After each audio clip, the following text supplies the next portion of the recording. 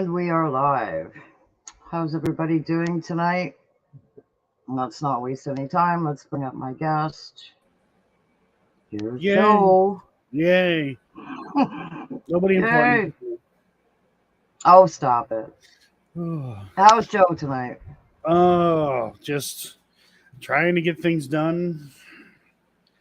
Too many distractions. Yeah. Trying to get it done.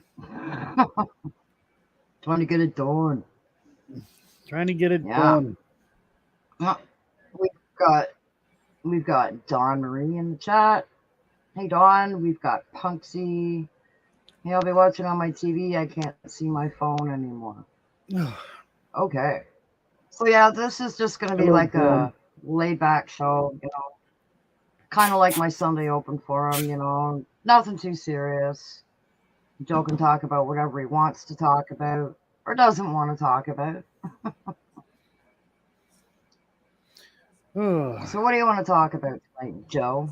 I don't care. We can talk about anything and everything. I don't care. Whoa, I just had a glitch across my screen. I don't know where that I've seen that too. It was a demon. It was a demon. It was a demon. Yeah. Oh, speaking of demons, so I am working on the Octagon Hall episode. This ain't going to turn out the way I want it because I didn't have a lot of time to do what I want to do, because I wanted to make it more personal and stuff. Like, that's how I want to do all my stuff in the future. Be more personal, be more in front of the camera, talking to the camera, and blah, blah, blah, blah. Nobody gives a shit. But I really couldn't do it. Oh, we got Franco Sierra in the house. Frank, we were going to keep that quiet. I guess no longer, right? I hope your ass still hurts. Anyways. Oh my. Anyways. TMI. Yeah, so that'll probably just be like a one-off thing. I'll probably put that out like sooner rather than later. Uh-oh. There goes my Wi-Fi again. So, anyhow, my Wi-Fi's acting up. It looks fine over here.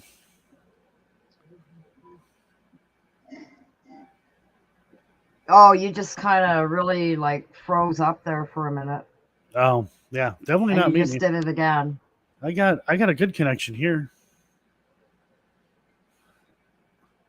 Of course, I'm going to get a million messages because I'm all right. Let's live. Try this again. All right. So, anyways, yeah. So Octagon Hall, still issues.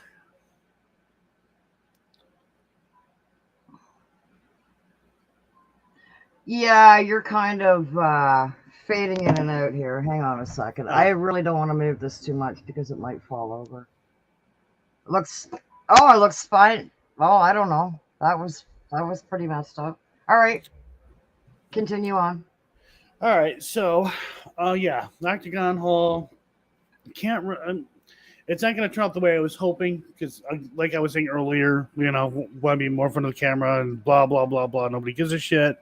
So I'll probably throw that out sooner than later. However, I am looking at some of the other bigger YouTube channels that have been to that location, making claims that they were attacked by demons and shit. And yeah, I'm going to take little shots at them in the video, basically just saying that they're full of shit. They're lying, fake, not real. So the next location I go to, I'm gonna go see if I can find anyone who's been there, see that they make like these crazy claims, and if they do, I'm gonna put that in the video as well, and call them out. Yeah, call them out. Call out the fakers. Oh yeah, for sure.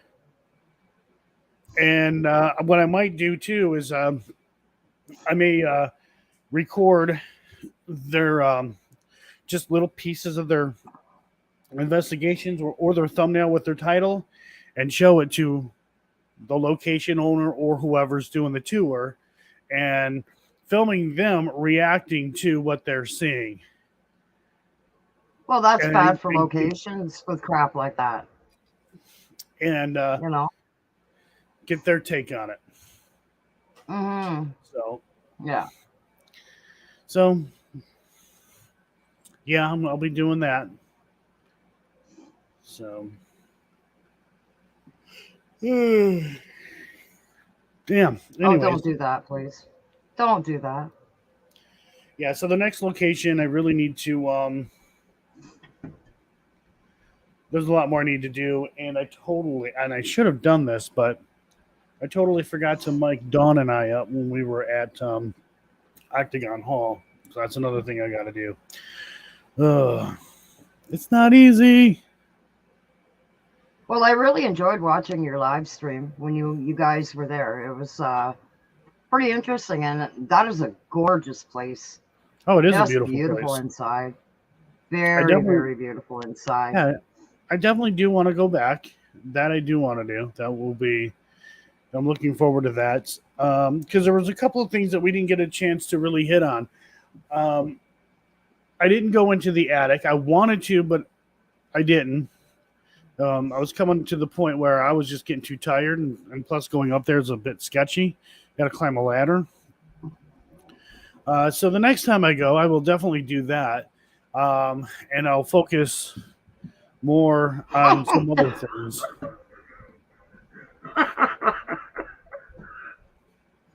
Never a dull moment with Frank in the house. Ah, there goes my... What's going on with my Wi-Fi?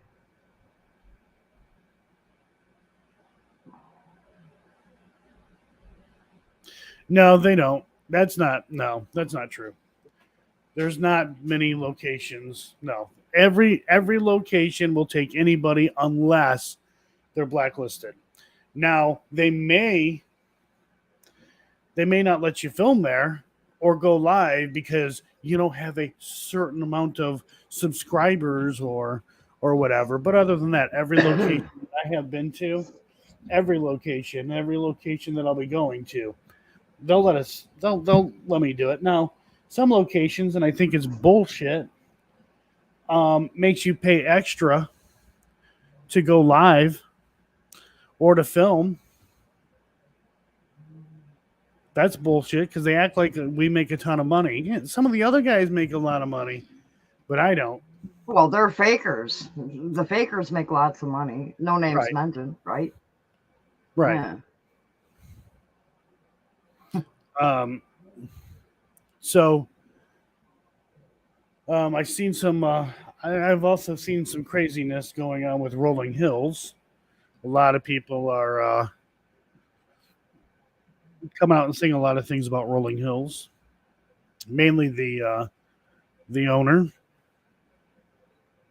And there was a link posted for the Better Business Bureau that was not nice. Nobody had anything nice to say about the owner.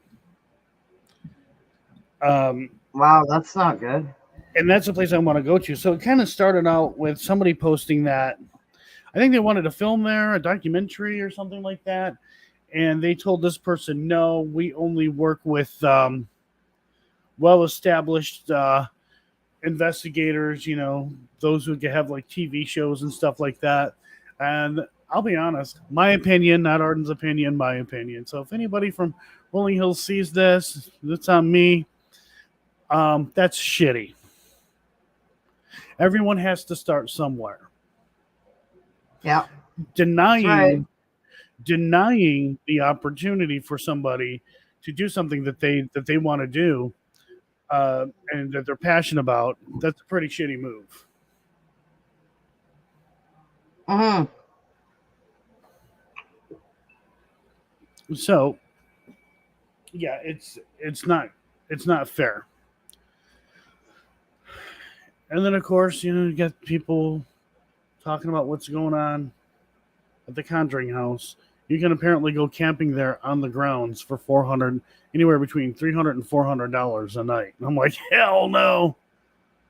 Holy Jesus. I better be getting air conditioning and food service and... Oh, yeah. Like Corey and Jennifer would never do something like that. They'd say, go ahead, awesome. right? They were awesome. Yeah.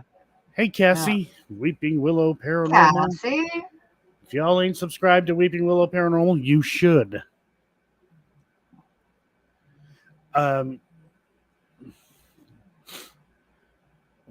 So yeah, there's that whole thing, but I'm glad we went when it was $125 a night per person, because it's expensive now. How much is it? How much is it now? It's like $800 or something like that. Is that like for how many people? I think it's up to like 6 or 8. Because I know that Three Souls Paranormal, Steve and Mark from Most Haunted, they're going there. I don't remember when, but I know they're going there. Well, next month, Dawn and I plan on going to the old hospital on College Hill. I'm hoping. Hey, Spirit Stalker. Hey, Vaughn. Nice to see you. Hopefully, you're doing well, Yvonne. So, I'm hoping to get the doctor's house the first night, and we'll investigate that. And then the following day, investigate the hospital. I've heard some mixed stuff about it. I've heard people say nothing happened, and others say, yeah, we had a few cool experiences.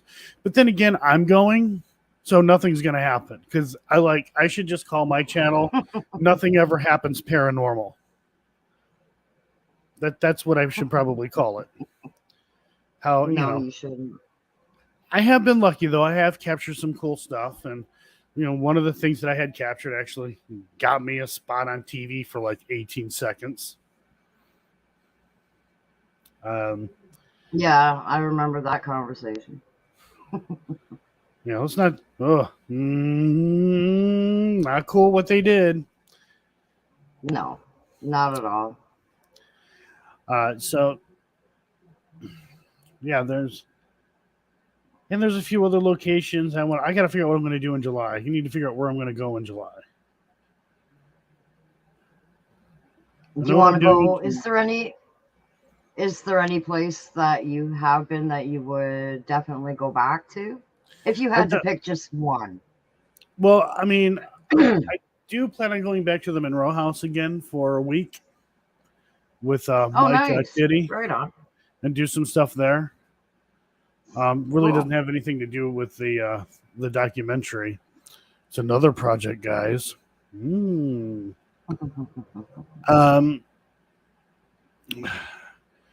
a few locations that I would like to go back to, but I don't want to make my entire journey this year going back to the same old locations.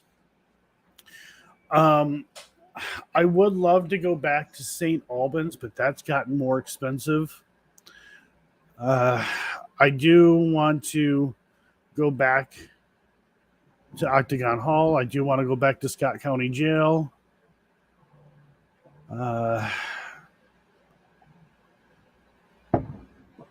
I've been to the Conjuring House 3 freaking times.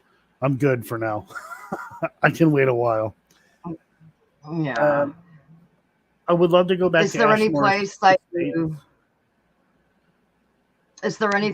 you haven't been that you would really like to go to? Hill House in Texas, that lighthouse, St. Augustine Lighthouse in Florida. I would love to do I would love to investigate a ship. Let's see. I want to go to the Hinsdale House. That's a drive. Damn it. That's a drive. Karen. Hello, Karen. Karen's here. She's off to the shop. Big shock.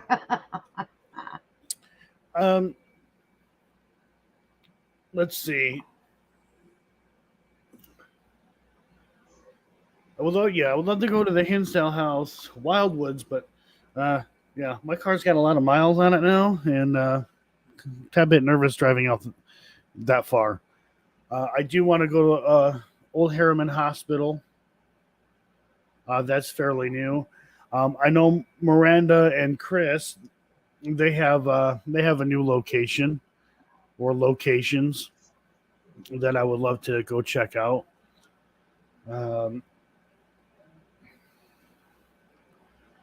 Hinsdale House is the top of my bucket list. I will probably, if I go to the Hinsdale House, I want to focus more on the outside than the inside. I would want it for 2 days. And at least one of those days, I want to focus mostly on the outside.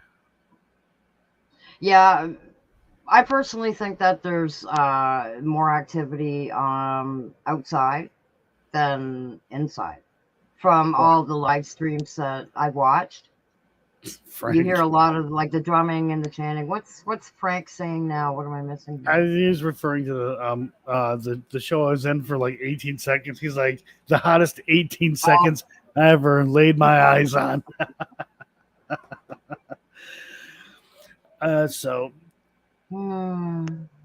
But I would like to go back to Virginia City, because there's a few places out there that I would like to investigate. Probably the biggest ones that I really do want to try to go to this year, but I don't just the miles that are on my car. I do want to go to Texas. I do want to go to the Hill House. Nice.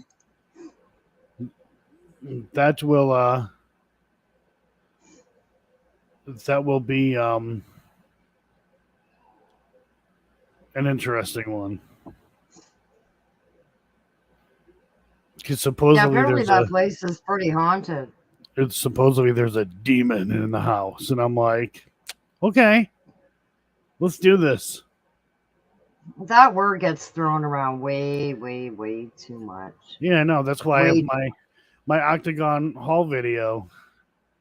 I get to pick on a couple of huge channels on that one. I saw your rant. I think I shared it to my I'll say but I agree with you 100%. I mean, I'll say here, the two people, one of the, I can't remember her name off the top of my head again, but she actually commented in that post. And a couple of other people said, yeah, they do know, and they are aware of these YouTubers that went there claiming that there was a demon.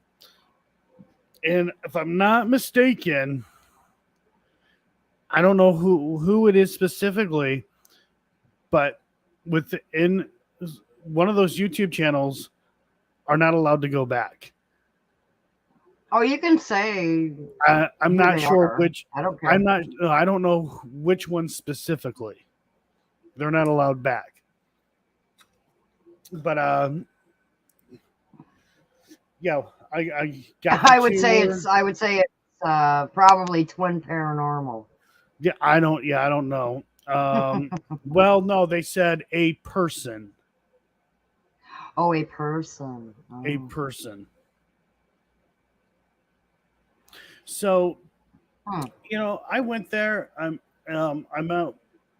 One of the guys who oversees it, and one of the ladies. I'm not going to say who they are, but she did comment on my post about it. But they never once did they ever mention the word demon. Never, ever, not at one time. And we were even talking about. I didn't bring it up.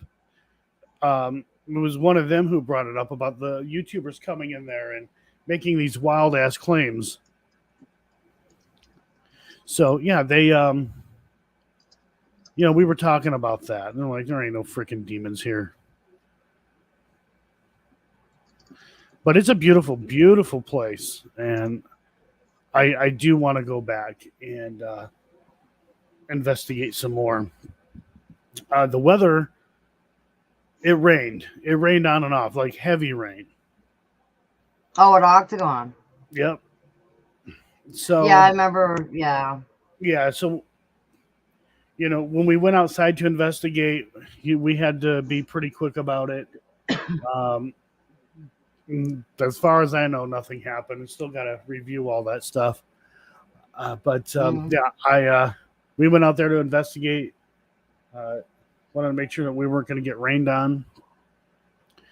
I mean, overall, I mean, there's, oh God, probably 12 hours worth of audio to listen to total Oh wow.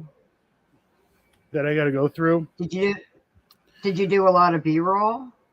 I did do a lot of B-roll, yes. And I did use my new camera as I much as I could. Yeah, that one that you uploaded, that was really good. Like really good shots of inside. I was Yeah. very impressed with that. So it'll only get better. It'll only get better. Um, Well, that's good. so let's see. I will say that honestly, I don't think we had a couple of interesting things happen. It's not going to be one of those explosive, episodes where a lot of crazy stuff happens. Um, I'm going to cut it, make sure that I get it cut down and edited to where it moves at a much faster pace, get to the point. There were, like I said, a couple of interesting things that happened. Like I ran an app, not those random word generators, but an app that automatically like asks questions, the AEVPS. Mm-hmm. And I used a child's voice to see if we could get some communication with the child. And when What's it asked, called again? AEVPS. I've never even heard of that. Yeah, in my videos, I'm going to start displaying what I'm using when we're investigating. So if I'm Nice. using an app or whatever, I can put that like a screenshot from the app and put that in there so people know what they're hearing or what I'm doing. So it Right on. when it asks, "How old are you?"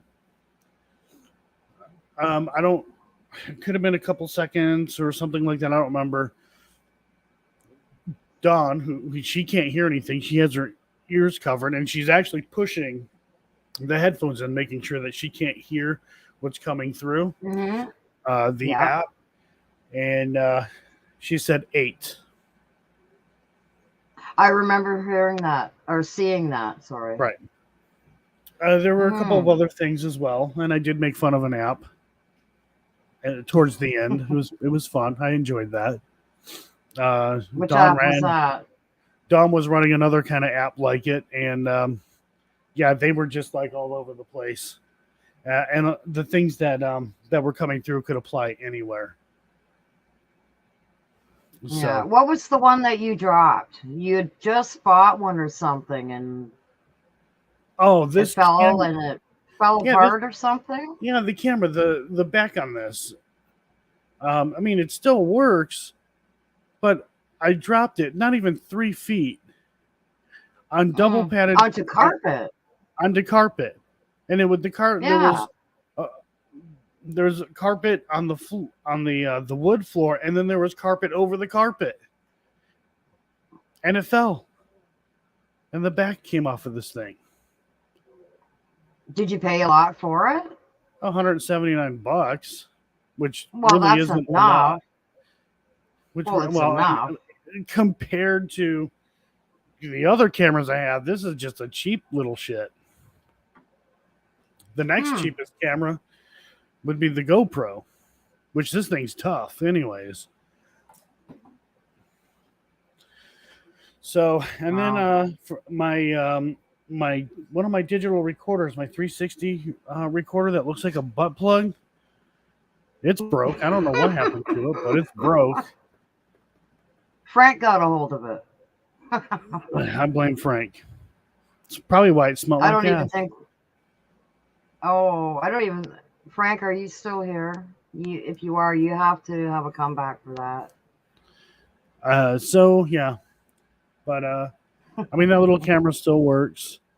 The next investigation. So with Octagon Hall, I didn't use all of my cameras. I only used I used my phone. I used this little guy and then my 4K Sony for the investigations. which I didn't really want to do. I didn't want to do it like that. I wanted to be able to utilize all of my cameras, but with some of them, I have to have some sort of light source because they don't have night vision.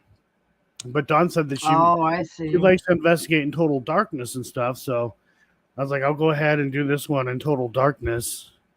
But after that, Hmm. everything that I do, I gotta have some sort of light for my other cameras. I want to use all my other cameras. That's what I got them for. Uh, Yeah. Did they and only it, have like minimal lighting in that place, or did you well, just most of not the have a lot of time, lights on? no, it's pretty dark. I mean, you can turn Okay. the lights on if you want, but that just sucks. And it's not Yeah, like, you kind of want a bit of an yeah, ambiance when you're doing that kind of stuff, right? You don't want it too bright. Yeah.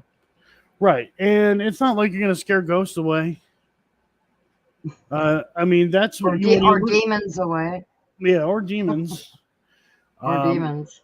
or aliens, Bigfoot, UFOs, the Loch Ness monster, the Yeti, the All Skinwalkers. that fun stuff. Yeah.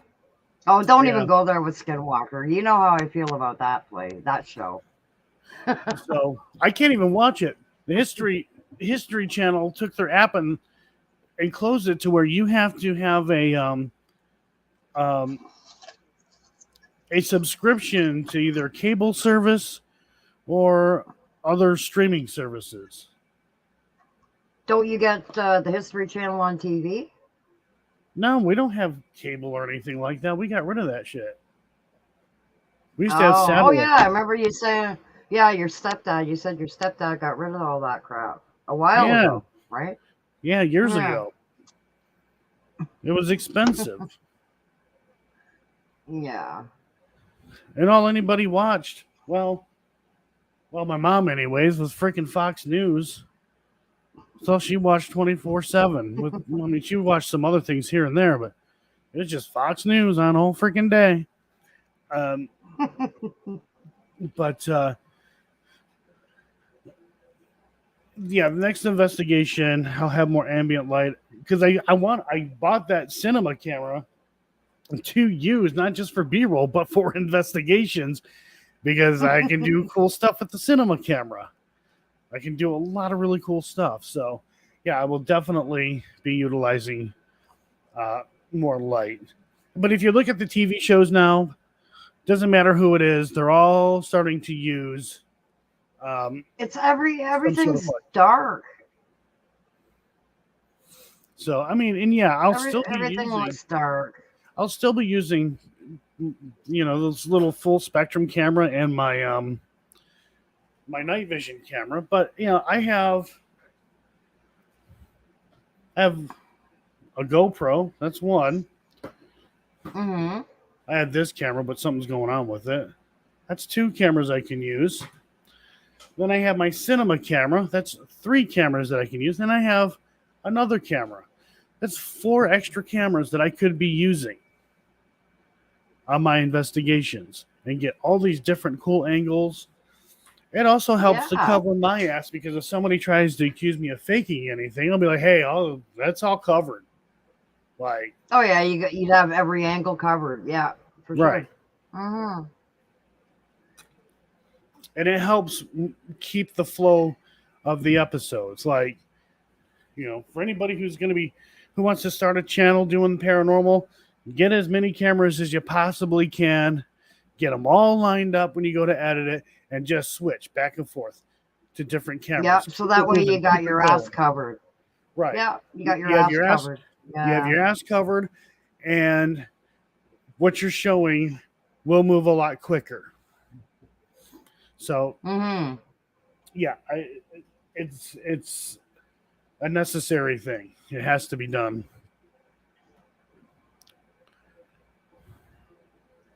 Yeah, there's too many people out there to say, "Oh, well, you did this and you did that, and that's string and that's this and this is that." Like, So yeah, next investigations gonna be popping this light up somewhere. I'm going to be using 4 different cameras, or well, not 4, just 4. I got 6. Total of 6 cameras that I'll be running. That is going to be fun to have to move around and set up. It's going to be a good time. I need to teach Dawn how to like proper techniques of holding a camera and getting shots. It'll be good because she'll end up learning a lot, and when she goes to take pictures of other things, instead of just taking a picture, she can like get all the cool angles and such. Even when she takes Dawn, video. Dawn, do you feel like you're being picked on? She's not being picked on. She'd probably come up here if you throw a link at her. Yeah, if she wants to come up. Yeah. I will throw it in the chat quickly because she's Yeah, not you on my don't want friends no list. you don't want no wieners hanging out on your No, I really don't. You can train me, she says. Okay, hang on a second. All right. There's the link if you want to come up, my dear. You're more than welcome to. But yeah, so I'll even be using my phone to film. There's seven freaking cameras. You know what I started out with way back in the day? I had a small BlackBerry phone, and I used it's called Parrot Voice Recorder, and let me tell you, it worked so good. I don't have a cell phone right now, but if I did, I would probably use it again. It's really good. Some of the B-roll footage that I filmed at Octagon Hall was an iPhone 13. Like some of the B-roll footage, I filmed that on an iPhone 13. This is I went and got the 14. My 13 was acting strange, and yeah, no, I mean, I'm going to use it now. It's probably it'll look grainy, but that's kind of what I want to do anyways. Have a grainy, grungy kind of dark look. Yeah, sometimes I think that would get people's attention. So, there she is. I'm sorry. There she is. Hey, babe. My daughter. You know what? Busy. Sorry, Joe. Can you please delete that link? I don't have my YouTube open. You're a mod, so can you please remove the StreamYard link? Please. I can try. I don't think I'll be able to though, because overall You're you're a the mod. overlord. You're the overlord, the dictator on this channel. I don't think I can. Shut up, Joe. I can hear myself talking.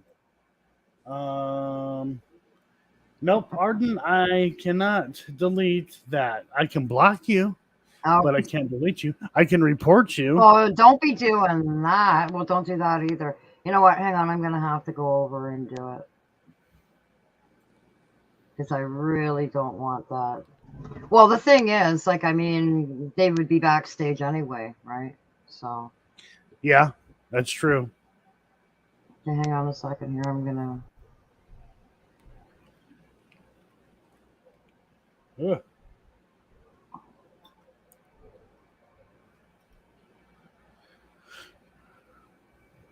Gone like the wind. There we go. Oh, you know what? I almost clicked off on StreamYard instead of YouTube. That wouldn't have been good. Anyways. Hi, Dawn. Nice to meet you. Hello. I wasn't expecting to be on anywhere, so going to have to use my avatar instead of my face. It's my bedtime. Oh, that's fine. Not a problem. Not a problem. So Yep, there you go, guys. There's Dawn. if nobody's met her before, there she is. So, anyhow, I can't wait for the next investigation. If I'm And where did unable, you say that is? old hospital on College Hill. Now, if I can't Right go to on. that, then I have a backup. Which is? I'll probably just go back to the Nickerson Sneed.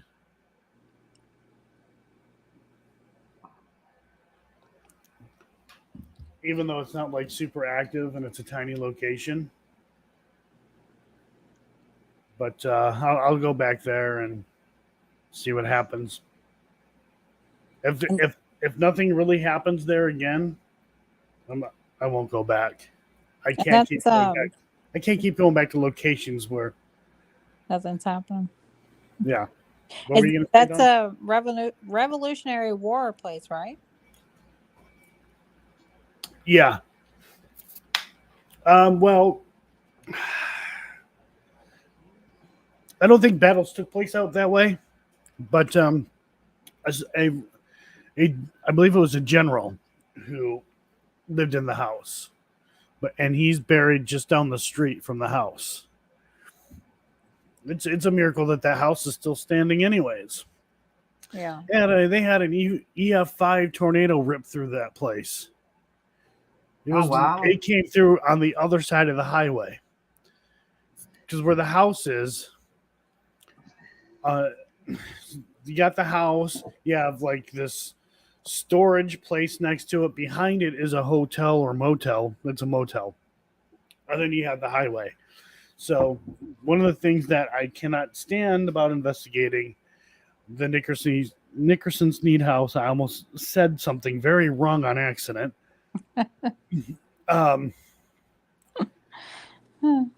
Is the traffic noise. I won't even allude to what almost accidentally came out of my mouth. But that traffic noise is just not fun to have to listen to.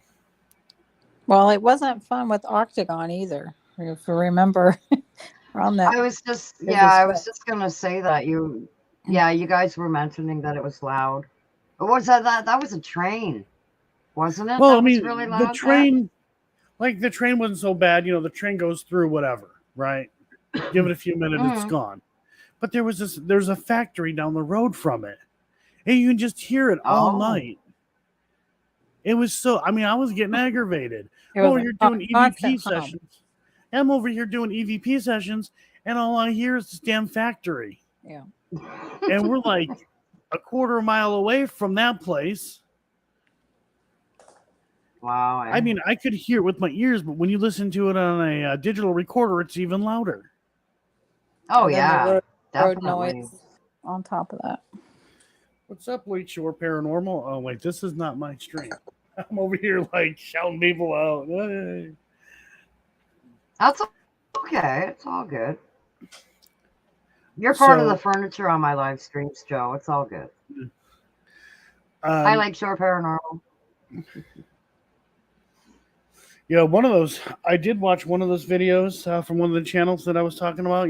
Demons. Yeah. They were saying that Andrew Caldwell, whatever the hell his last Caldwell name was still buried there, and I'm like, wow. Nope. Wow. Wow. He is not buried there. And that's there. At Octagon? Yep. So Andrew was buried there, and his second wife, after he passed away, she moved. I don't remember where she went, but she moved, and when she died, in her will, he wanted him dug back up and buried next to her because she didn't want him to spend eternity with his first wife. Okay. Makes It's sense, So, I guess. it's not far from there either because it is in Bowling Green where he is. okay, so they're still in Kentucky. Okay. Yeah, Bowling Green, which is like right by where we went through there when I stopped to get dinner around that area. Right. So, and then some of the history is pretty funny watching it with those guys. I'm like, that is not true at all. What the hell? But yeah. So, It's all for views. That's all it is, Joe. Right? yeah. Right, well, I'm just gonna run them over and be like, haha, I'm calling you bastards out in the best way possible because I'm there. Exactly. And Yeah. and Yeah. if something crazy happens, like physical stuff happens, Mm. I can go and I can do my job as an investigator and try to debunk it or Mm-hmm. recreate it. Yeah, you Yep. left me down where they were claiming in the one that I watched, where they were claiming there's a demon in the basement. You left me down in the basement to go grab something, and I had to sit there with my feelings for a little bit by myself in the dark. We didn't turn any lights on, and I was just kind of paying attention. Is there going to be any kind of shadow figure go by? Am I going to hear a noise? And I just paid attention. I wasn't scared. And then you came back down a few minutes later, and I had nothing, and I didn't feel anything weird. Just it was not what they were talking about. And I'm not saying that it's not there, but I didn't feel it, and you didn't feel it. So, and I would think, demonic stuff probably going to play with you You would when you feel go. it. Oh yeah, Well, you would feel it if it was there. You would but think. Right. but to be fair, there very well could be, and we just didn't experience it. Mhm. However, I can tell you right now, the guys that went there claiming that it was demonic, that would no, Yeah, was we not. just need to go back. We need to go back and check it out again, knowing what we know now and what we're seeing from other people, and just try it out again. Right. Hmm. Well, what wasn't it? Twin Paranormal, who one of them had like scratches on them or something. Yeah, they make these damn thumbnails. It shows this huge gash, like, oh, demon attacked by a demon. It's like, dude, you'd be hospitalized and you would need staples. Mm-hmm. Yep. Yeah, and I know from It's that, all clickbait. um, the humidity there, like the heat and all those bugs that night. I was scratching my back on my own. I was like, I know no one's scratching me because I'm scratching myself, my back from bug bites and stuff. So nope, no demon. Yeah. Yeah, there's too much bullshit out there, and people buy into it, Yep. and it's sad. It's sad, really. Um, paranormal community, UFO community, they're basically one and the same when it comes to, these bullshit people out there, Well, it's and the sad part is, um, the amount of people that believe it and send the money constantly, it's, The I don't beautiful know. part about what I'll be doing is once I've accumulated enough video from all these Mhm. locations when I put out my episodes, I can then take that stuff and I can condense and debunk them all in one video. I can literally make another video out of all of that. Yeah. Um, but it'll be fun. I I accidentally thought of that idea. You know, I do love our debunkers that are out there, but a lot of them, or some of them, Hmm. they don't actually go out and investigate. I mean, for the most part, they get it right. They tell you exactly, how it was done, but they're not necessarily. Well, excuse me. They're not necessarily going out to these locations, Yeah. seeing their True. surroundings, and putting their theory as how it was done to the test. Yeah. Yeah, you're right. You are right. Like there's ones that used to be out there that aren't even around anymore. Like whatever happened to Rick DeBunks? I He's been gone for a long time now. yeah, he I don't know, it's like his channel like disappeared or something. He's on TikTok though. Oh, he doesn't live that far from me. Well, he's in Montreal. So he's in Eastern Ontario. Well, no, he's not. Montreal's not Ontario. And then But the Shape's not too far from me. He's like an hour, hour and a half or some shit like that from me. yeah, I love the Shape. He's so cool.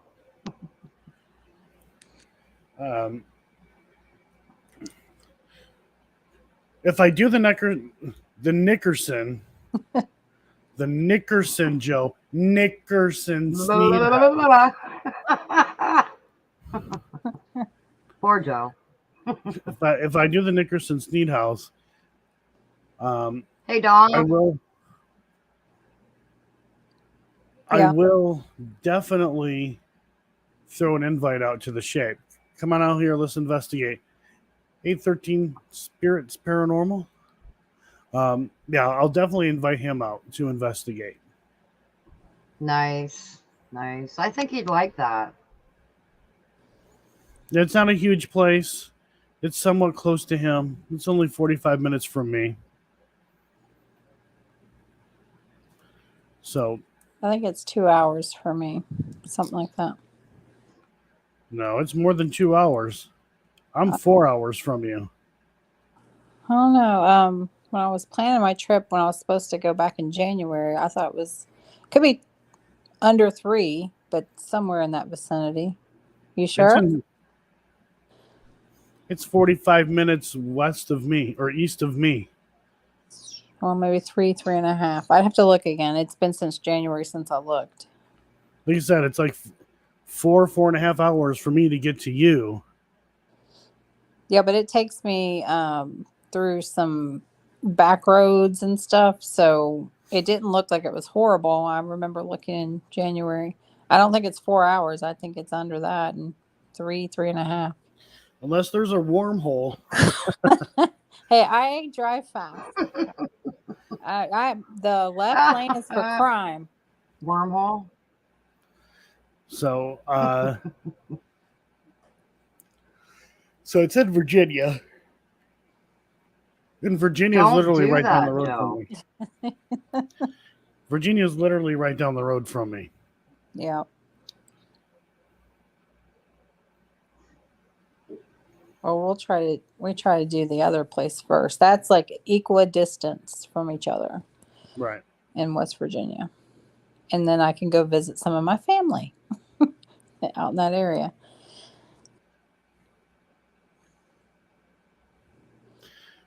So, Joe, what's one place that...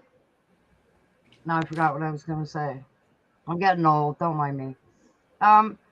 What is one place that's been the most memorable for you out of all places that you've been? Like the one that stuck most in your mind as far as activity and stuff like that there. The Conjuring House was cool, but Hales Bar Dam. That's the first time I had ever seen a doppelganger. And was really, really able to get in there. Who was that? The doppelganger? Yeah, who? I don't remember who you said it was. So it was one of the guys. All right, so Gary Fisher and I, we were the ones that seen it. We were walking into the entrance to the tunnel, and ahead of us was this guy, Jeff. Now, there was 2 Jeffs there. Both Jeffs who overseen the whole paranormal stuff of Hales. He was ahead of us, and he veered off to the right to go into what we call the break room. And Gary and I, we were in there, and we just put our stuff on the tables, trying to set up. Saw some other corner of my eye, I looked, whatever, it's Jeff, and I just continued doing what I was doing. And I watched him go down go around and down the corner, down the uh, tunnel. Gary's seeing the same damn thing. And 30 seconds later, come to find out it wasn't freaking Jeff. It just, and we didn't even realize it. But there was, it was nice because I was there almost every weekend, and I was able to study and research. I found out very quickly that it was really good at mimicking, and I would go there and I would make a certain, like a specific whistle, and then other people started hearing that whistle, and I was hearing about. Interesting. Wow. They were hearing about it, but nobody ever sent me a freaking file where I could hear it for myself. And then there were people who were there when I was there, like, yeah, we heard this whistle. And I'm like, did it, was it like this or like, yeah? And I'm like, oh, let me hear it. And I never get a chance to freaking hear it. Because then somebody, get distracted and other people, talking, whatever. But, so, I mean, that was interesting. I captured a huge shadow figure in there. So, for me, I had a really good connection there with the spirits there. No, it wasn't always active. But apparently you were not the first to be there. What do you mean the first to be there? Remember the confrontation you had with somebody there who was saying that they were the first ones? Yeah. Okay, so that was Franco TV. He claimed he was the first paranormal investigator to go in there by himself. Oh, hell no. I did before him. I remember on your live stream. Oh, yeah. I remember on the live stream when you called him out of the live stream. I was like, wow. Huh. Hell yeah, I called him out on my live stream. He didn't know what to say.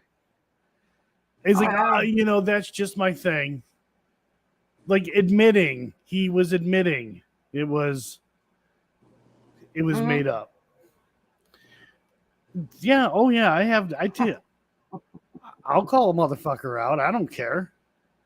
Oh yeah, you have to. I don't care. Yeah, and I did. Yeah. I also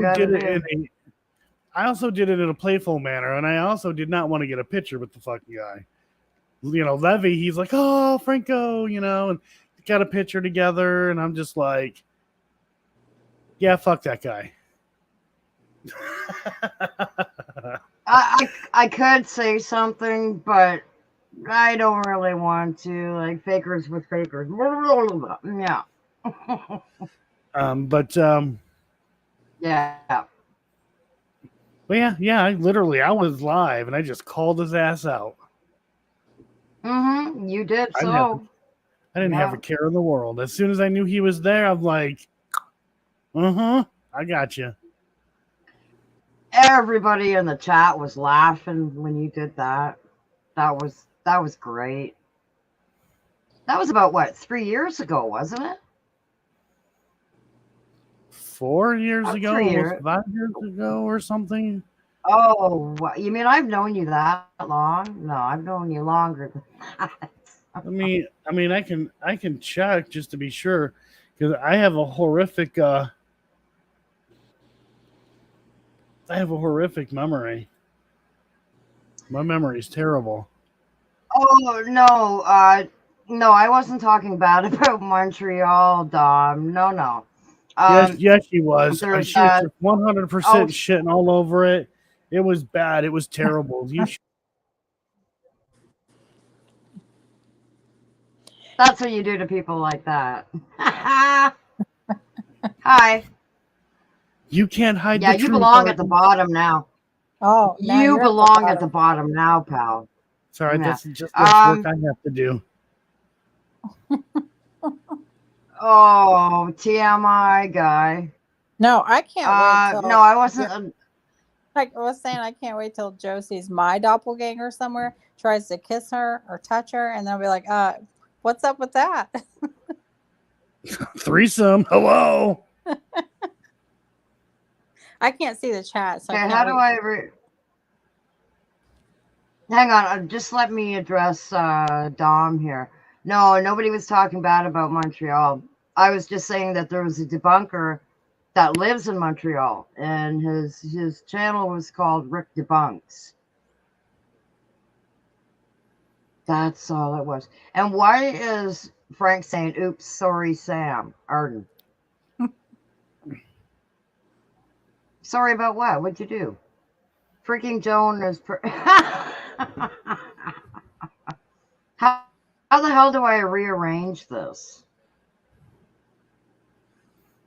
Holy crap. Well, that's not how you do it. Come on. You belong on the bottom. And don't say that again. Joe's a bottom feeder. You're on the bottom. You said the F word on my stream. I don't see... Where did you say the F word? Oh, you were talking about the Montreal stuff, and I don't know what the hell Frank's talking about. Don't need to be banned again. Oh, Frank. I banned him once, and he'll never let me live it down. And it was accidental. Apparently, this was 2 years ago. Wow. What happened 2 years ago? When I what? When I called out Franco to his face. Oh. I thought it was longer than that. I did too. How the hell do I... Where oh my god, that? it's almost like my first friggin' day on StreamYard here. What the hell is wrong with me? I forget how to rearrange everything here. I know. No, I don't want to kick it from the studio.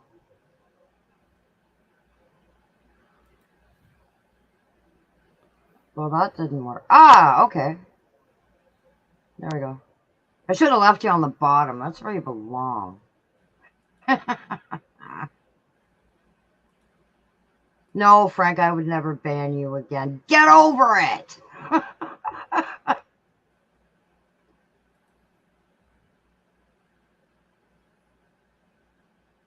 There you go, Joe.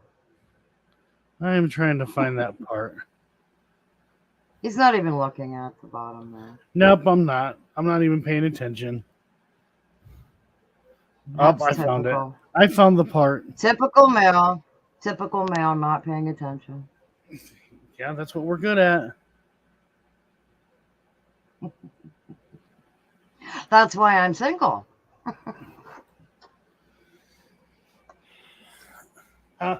Yeah, I found the part where I confronted him.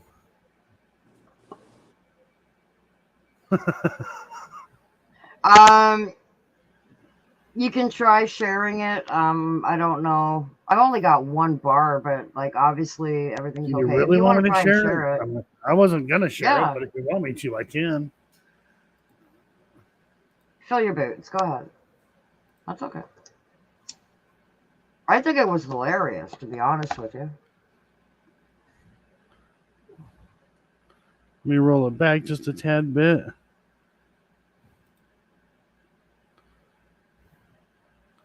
Oh, look, it's my Just the ex that's in expression. here. All right. Which one? Which one? Summer? Oh, yeah, there was M City. Who? Exactly. Yeah. All right, here we go. Anyway.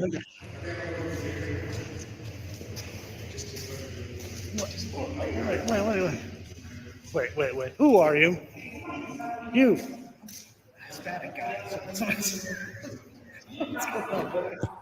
That was nice. You can't fucking say you can't say that you didn't see it. Oh my god, I got a hug. Anyway, this is Franco TV. Everybody, Diego Papa TV. Yes. I saw you were there. I woke up. I have to tell him. Just the size difference between the two of them. Watch this. Guys, I'd like to know why. I was waiting for Levy to get done. I'm sorry, I did not mean to interrupt. I was trying so hard to get him by himself. No, you have me dying on the chat, by the way.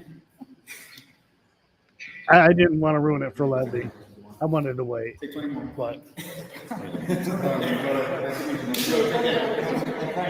bro, you weren't the first to investigate this place alone, by the way. I was.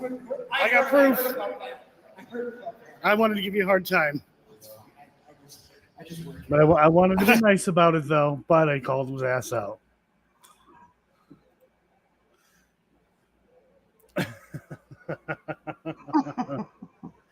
It was well deserved.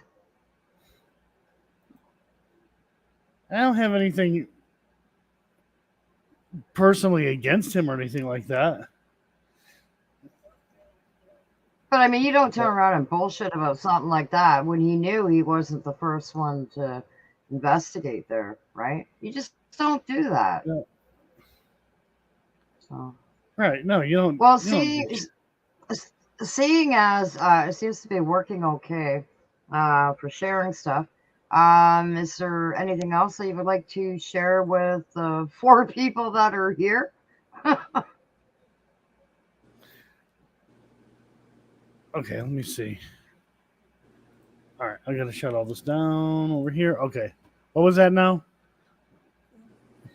Is there anything that you would like to share with the whole 4 people that are in here now?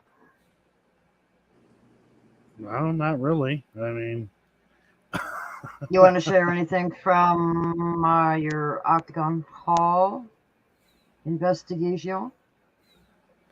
I don't know. I'm winging it now. Come on. you're winging it. I'm winging it. Yeah. Oh, Come on. We still got another hour to go. Think of something.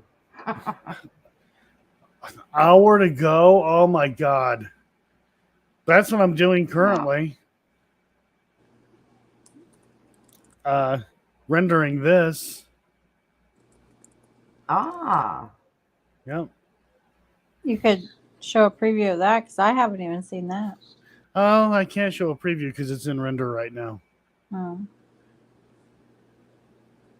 So. Well, you just suck, Joe. Yeah. Well, I mean, the first half. The first half is getting done. It was a pain. I'll tell you. Oh, I was getting so mad because constantly, I'm getting a lot of distractions and I can't concentrate. That I had to go back and redo a certain part repeatedly, over and over again. Oh no! It was driving me nuts.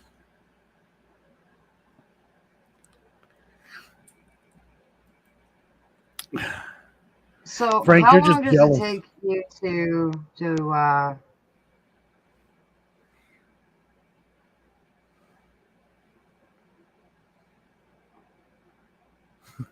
You're just jealous. I'm in higher demand. Oh, that didn't sound good. It's not We'll just supposed let to. that one go by. Yeah, we'll just let that go by. It's a good thing people are used to you on my live stream. Where's Crow tonight? Hey, Daniel. I 7. know I'm Crow's only still working on showing. some stuff. I'm only showing 5 people here. See, after this live stream, I had to go outside with my cameras. 2 dudes don't count yet. And I have to recreate some photos. Oh. So, yeah, I I have to do that. That'll be fun. Hey, Shell Dust and Cobalt Dragon. So Now Oh, we they're- have 7 people here. oh, there was that part with those YouTubers that just came up to render. Oh,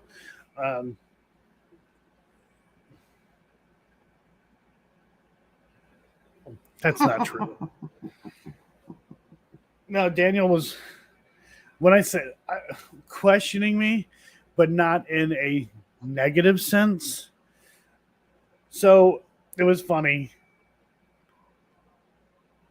I had a feeling Crow was going to do this to me, but we went live What did Crow yesterday do? for the video thing, and he wanted to basically challenge what I thought of the photos that were in his video of that car accident, where they believed that they had captured the spirit of the screaming ghost kid. And I believe that that is true. I actually believe that that is the spirit of that kid leaving his body. I honestly do. so there's a problem. Well, there's all kinds of problems with that photo, though, Arden. First off, Sam, I do have a name. I know, but it's Arden, like paranormal, right? You call me that everywhere. I know. I know. I could call you something else if you want, but Hey now. That just happened again. one day somebody's going You're to do on the that to bottom me. again. One day somebody's And going you're to do not that going to to me, come back? and I'm not going to come back. I'll just be like, bye-bye. So Oh, but we love you, Joe. first off, when you look at it, it's not the kid. Looks nothing like the kid. Dude has a mustache. The hair is combed very well. So when you see the photo of the kid, it doesn't look anything like what we're seeing there. The guy is also really close to the camera. Now, if he was that height next to a Jeep, he's at least 7 foot tall. The kid was not 7 foot tall. There's all kinds of motion blur there. It's a person, a living person. It's not a spirit, not a ghost. It is a living person. And when I showed examples on my own camera and me doing stuff, I looked, parts of my body looked transparent, couldn't see through it, or you could see through it. So tonight I'm going to recreate that. And it has actually already been debunked, and I'm kind of surprised that. Oh, really? It has been. I didn't know that. It already has been. Because what happened to going? She must have lost. Says device is not connected. So the photo has been debunked already. It's been debunked a few times. And I'm desperately trying to find it because I do remember that there were more police on scene. There was an EMS crew there. And I don't remember if it was the cop or the EMS that matched the person in that photo. I'm trying But I need to find it because I was talking to. I can't find the photo. I was talking to somebody else earlier about that photo, and they were like, "Yeah, I remember." That was like some big news back in the day, like that photo, and it was, they already explained what was going on and what had happened in that picture. But now I'm trying to find it. I'm trying to see. I can't even find the original photo.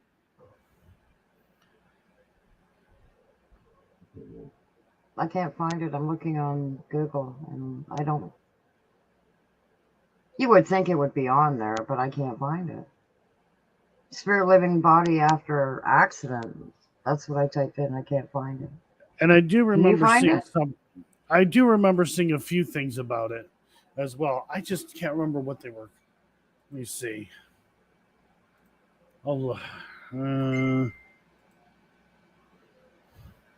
Yeah, she just said that she lost the connection. Yeah. Let me see.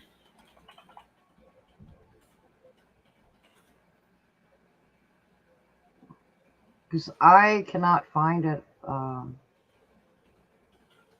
Google. And I know I've seen it there before.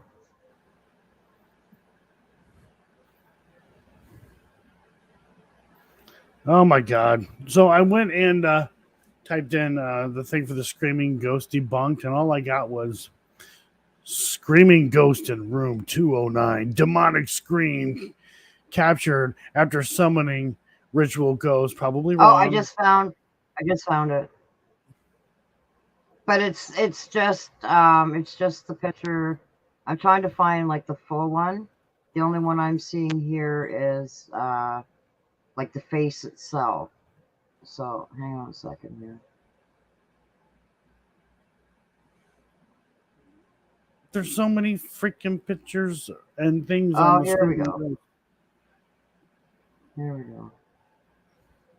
Okay, hang on a second. Let me.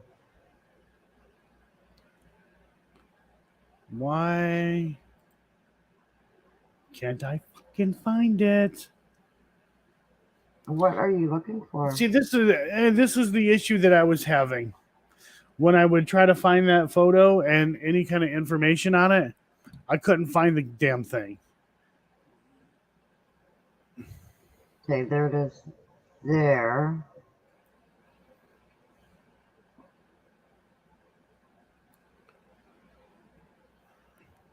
But what I don't understand is like you say it's an actual person, like an actual person. That's the face of a living human being.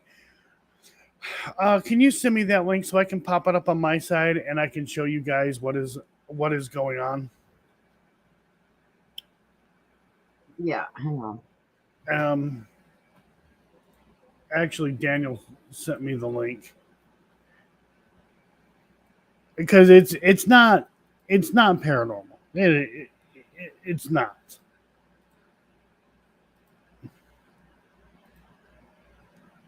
Oh, I didn't want the video. I just wanted the photo.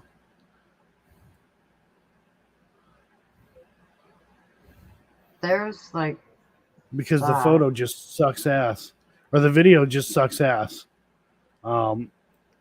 There's not enough resolution, and I need to be able to zoom into it. So yeah, send me. Did you send me the link, Arden? To what you're looking at? No, I was about to, but you said that Daniel did. Okay, hang on a second. No, it was the video. I don't want the video. No, I'm going to send it to you on Facebook? Yeah. Or here? Facebook? Okay, hang on.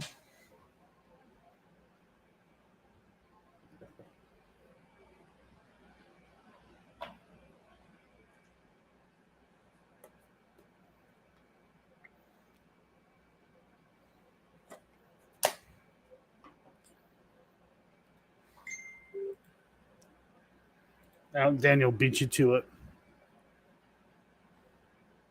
Well, geez, Daniel, I was waiting for Facebook to load up, so never mind. Blah Okay, blah hang on a blah second. Let blah me stop sharing. blah blah. Don't care. Don't care. Don't care. Okay, you've got it now? I have it. I'm looking for the dude's name. That died in this accident. Oh, it's taken with a 35 film camera. Okay, that's great. Um, I want the name of the kid.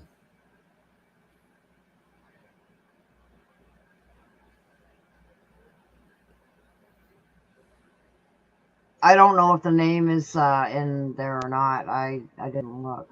It may be. I don't know.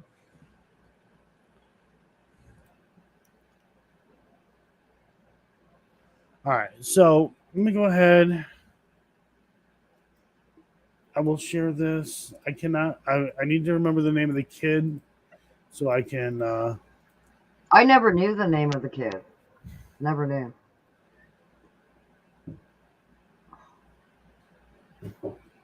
Hold on one sec.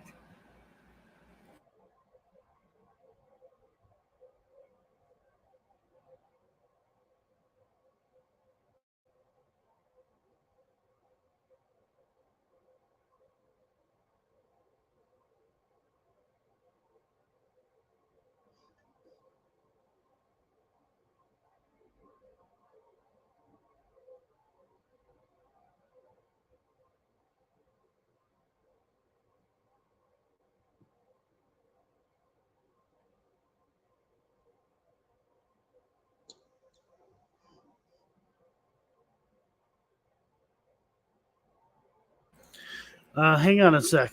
Having power issues. Okay.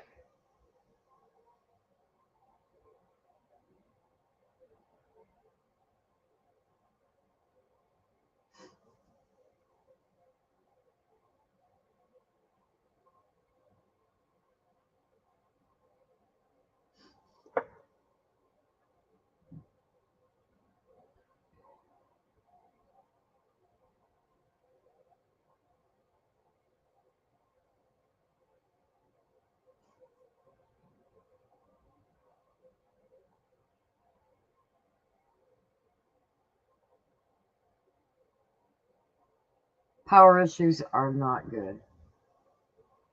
Not at all.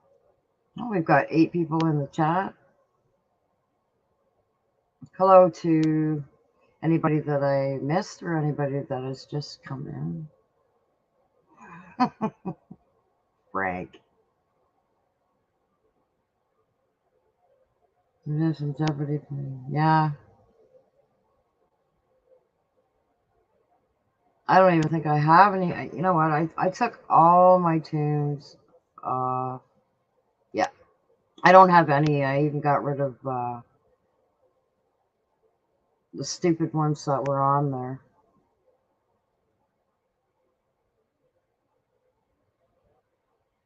Yeah, I have absolutely.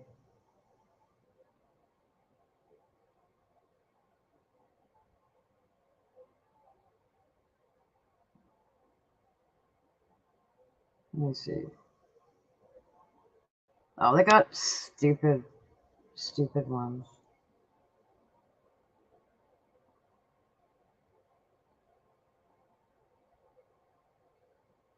No, let me see what I can find here.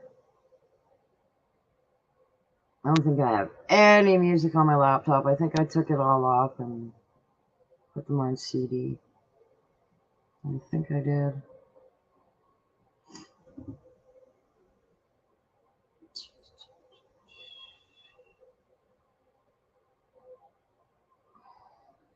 No, I have no music on here.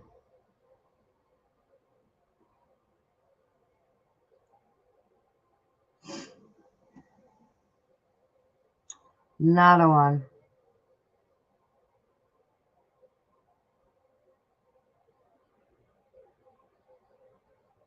I thought I did, but I don't.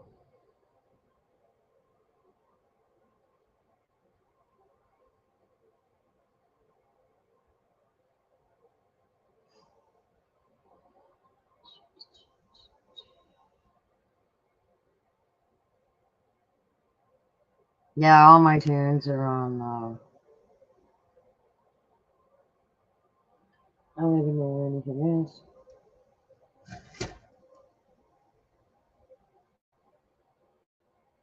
Thing is, I'm not monetized, so even if I did play something, I had some good tunes on here before.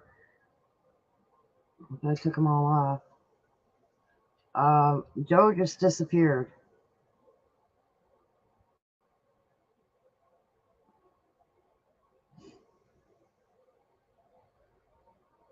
It's just me. Sing. No, I can't sing.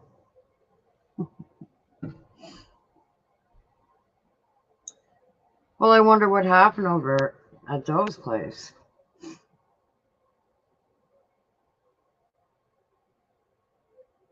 He went to plug himself in. Oh, okay. Hold on, I'll be back on. Okay. Oh, no way.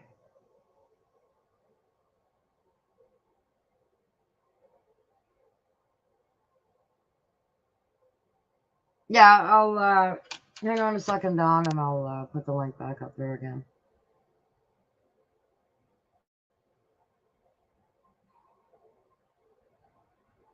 What happened, Joe? Did you like lose partial hydro there or something?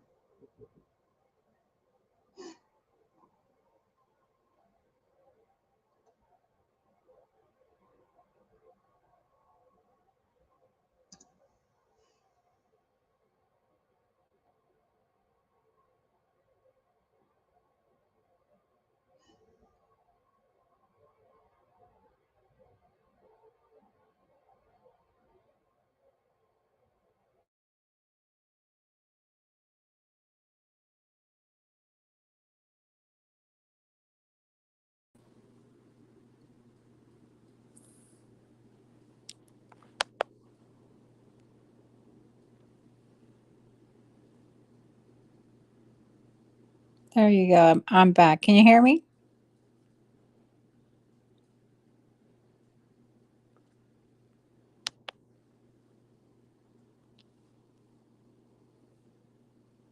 For some reason, I can't hear you. Give me a second.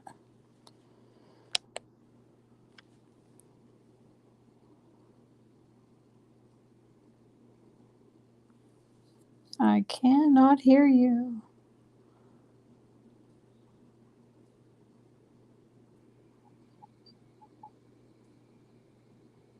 Can you hear me, Joe? Yeah, I can hear you. Okay. Well, Sam's muted. Oh, okay. I'm such a dumbass. Your mouth was Bring it moving. out, so yeah, I don't know. The laundry room What happened? lights weren't getting any power. See, I noticed earlier today that there was like some of our lights were flickering, and I thought that was kind of strange. So went to go check the breakers. All the breakers were fine, and my stepdad started hitting all the breakers, and I'm like, whoa, whoa, whoa, whoa! I figured it out. I figured out what was going on. I'm like, stop hitting all the breakers. He hit the ones for this room, which now I have to go back and start re-rendering this again. It was almost done Oh too, no! Oh and no! it took me out. So yeah, that's what happened. I wasn't gonna leave the link up there. Let me see here real quick. Daniel's backstage, like.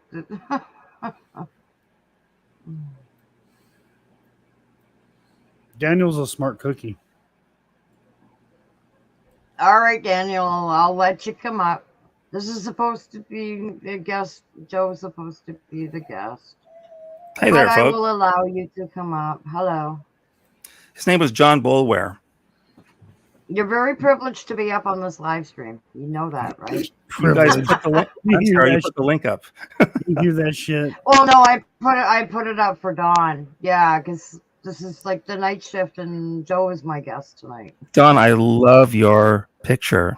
I hope you saw me write that in the chat. Yeah, I appreciate that. Thank you. His name was John What are we Boulware. seeing here? Right. Let me that's not what I fucking wanted. I never used Yahoo. Let's try that again. Okay, so I can see where Joe is coming from with this picture, because a lot of these kinds of photos, you kind of see what you want to see in them. You know, oh yeah, it looks like him. We saw the other picture and you kind of want it to be that, versus someone who's never seen that photo or has never seen anybody look like that. I can kind of see both sides of that issue. I never understood on that photo, if you look at the wide angle photo. It does look like him. Well, Joe says it doesn't to him. So No. if it doesn't to him, then it doesn't to him. So Right. So it's the, but the, you know, if you, something that caught me on this picture, if you have to find the wider angle one, is that I don't understand why see all the different, it looks like it's a composite of more than one photograph. Yep. All right, so I'll explain what's happening here. Just follow along with my cursor. All right, so see this little shiny shit here? Yeah. Right. It's what all these streaks are. Same thing here. See how shiny that is? Same thing here. Look. Same thing here in that front bumper. Even going inside the car. Do they show a picture of the inside of the car? No, not I don't think so. I don't think so. Right. So all of this here is, I mean, this looks pretty well lit up, but this is motion blur, and this is somebody. Now, first off, look how tall. Let me see. Look how tall. Right, spirits don't fly through the air, so it's got to be too tall. Well, we don't know if they fly through the air or not, but it's still too tall. If somebody says, "Well, it's like standing over or right next to the vehicle," No, now we're talking a 12-foot human being here. Yeah, I don't know that spirits have to stand on ground level in order to be a spirit. So there's a lot of problems here, but I mean, everything in this photo, there's nothing here that everything's blurry. You can see in the tire of the car, it's all blurry. It's all motion blurry. So I was having this conversation with Daniel earlier about this, and I did just a couple of little example photos, but I showed more of them on Crow's channel. This is nothing more than just motion blur. That is a person. Like, make no mistake about it. That is a person, a living person. And we don't know how many people were actually on scene at this point. And I imagine it wasn't just one person at this point in time the picture was taken, because all these doors are open. So that means medics were there, the police were there, probably the fire department. They were all there. Nobody's in the vehicle except the body of that person in the passenger seat. So, yeah, I've seen pictures of that they've actually showed of him like laying across the front seat. Right. Well, he may actually not be in the vehicle at this point in time. They could have actually taken him out at this point in time. But I mean, what the hell was that? this is, it's filled with motion blur. And, these things do happen even with film cameras. I mean, I've known people who had Polaroid cameras who went to take a picture, and they hit that shutter, but they're like, "Oh, done taking the picture," and they move it, and then all of a sudden there's a little bit of or quite a bit of motion blur in their photos. Can I say something? Can I say something? Not to contradict you. No, Daniel, you have no freedom of speech here. No, it's just that every photo he took there has all those Yes. anomalies, every single one. So, Right. are we looking at a bad photographer then who took all these photos? I mean, that's a Yeah. logical question to answer to ask. Yeah, you're looking at somebody who probably is not a photographer. Police in general are not photographers anyways.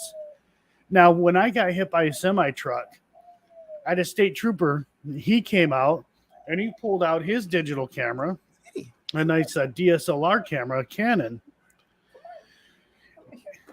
He started taking pictures of my vehicle, and they were awful. I'm like, he's like, I don't think this camera's working right. And he's trying to take pictures, and then, like, it was out of focus and all this other crazy stuff. And I'm like, sir, can I see your camera? This is kind of something that I do. So he handed me the camera, and I went into all the settings and adjusted everything, and I started taking pictures of my car. I'm like, here you go. And he's like, well, how do I look at the pictures? I need to make sure of these certain things. I have to, and for me to make the report. I said, oh, you press this button here, and then you press this to go through those photos. And, he went back and he did take some more pictures. And then we went to the semi truck and he started taking more pictures. He didn't have a clue on how that camera worked. No So clue. in the mini documentary, you can tell me if you think that was just wrong, but the officer said that the guy who developed the films called him into the lab to look at them because he said he had never ever seen anything like this before. And then years later, when he took it at other photo labs, they said they could explain some of the anomalies on there, but not all of them. So is that just false? Are those two answers false? So, yeah, you can have an entire roll of film, have photos with these kind of anomalies. That can absolutely happen. Again, it depends on the speed of the film. Remember when we were talking about 100, 200, 400, 600, and so on? Yeah. Film speed was certainly a thing back then. So he may have not been using the correct type of film in the first place when he took the photo. I've made that mistake. I've made a mistake where I used, I think it was 200 or 400 to take pictures of stuff, and they come out dark and grainy and shitty. And so how do you assess So is there the lab? How do you assess the is there any phototext way that claim? could be shutter speed? How do you that assess be, the phototext claim then? Could that be a clearly, case of shutter speed? hold on, Arden. The phototech claimed he had never seen anything like this as long as he'd worked there. There is that possibility that he never seen anything like that. But that does not mean that what he is saying is that this is a ghost.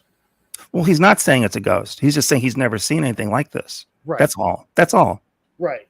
So if he's never seen anything like that before, then perhaps he hasn't. Now, maybe after that documentary was filmed, he could have.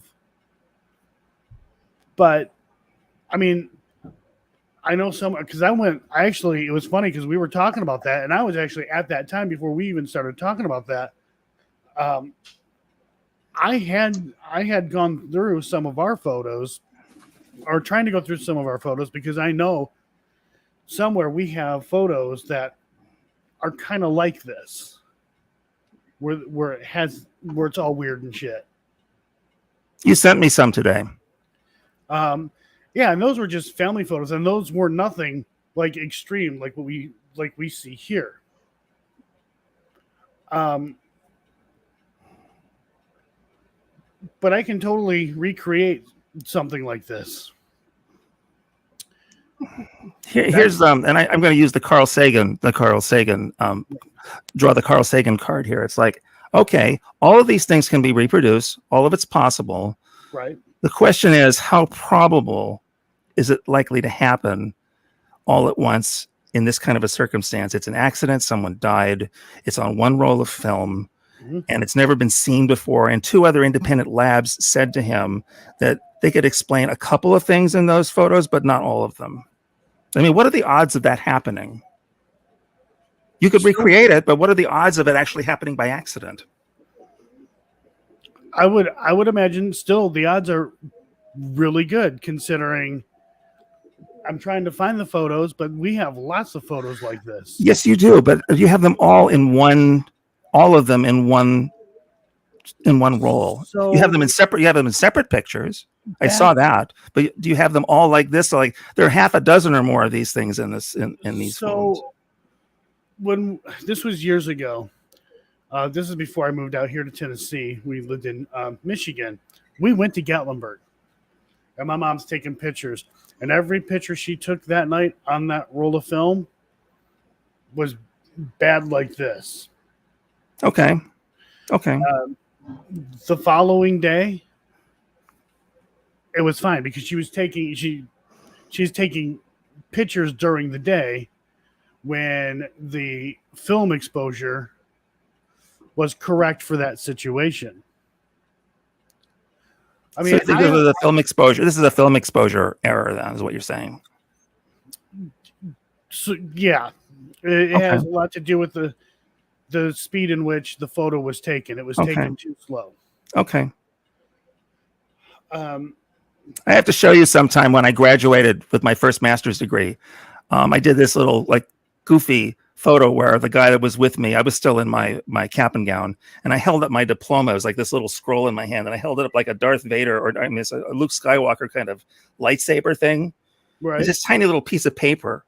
And you can see in the photo, there's this kind of like wispy sort of like glow coming out of the paper. And I know I still have that somewhere. I'll have to find it and see what you think of it. But it was really kind of creepy. Right.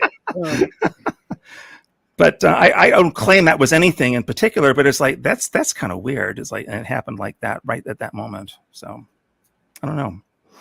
There it is. It's like, let me see here. Just going to do a quick little photo here.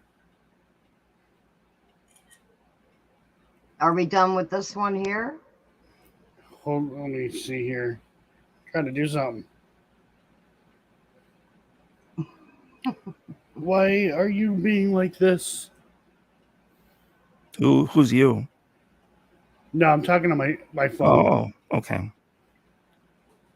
All right, here, let me go ahead and close this out. I'm going to shut a light off. It's too bright. You can see it's a very informal Why studio do I here. sound? Very informal I studio. hear pigeons. Yeah, you do hear them, and you hear doves too. And I do have a video on stuff like this, but I don't want to show it on Arden's channel because I did get a little copyright thing because I took examples from other people when I put it together. I knew that was going to happen. So, let me see.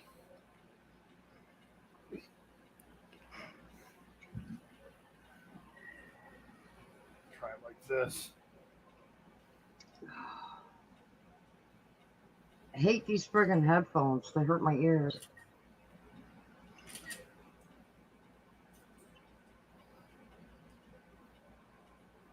Come on. Needs to be darker.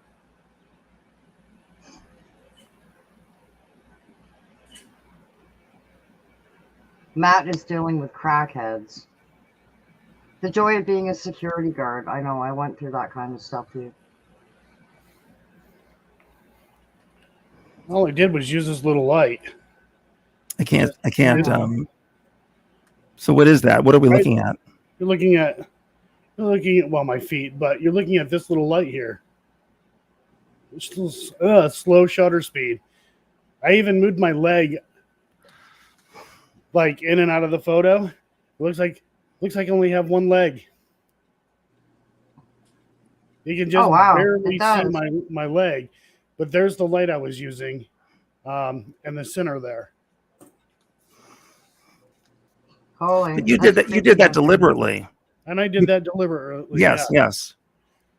And as I was saying in Crow's stream too, there's something really, really cool called light painting. And I will look that up so you guys can see this. Because, I mean, some of the stuff that people do with literally light, like they're using light, like a paintbrush. So when they have a slow shutter speed, they can draw all kinds of really cool stuff. So let me... Karen Karen has a photo, excuse me, that she sent me. Notification back to me. This is the boy that died that night. Okay, hang on a second here.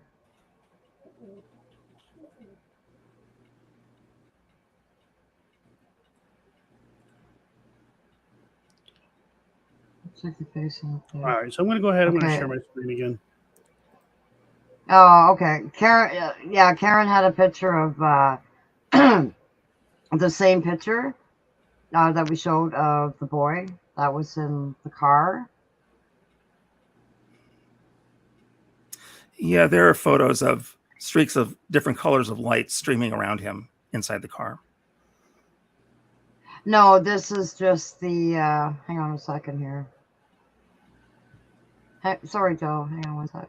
Like ribbons of white, like orange, and I don't know how many other shades of light that were swirling around him. Why is it not letting me do this? It's not letting me do this. All right, I have to do it this way.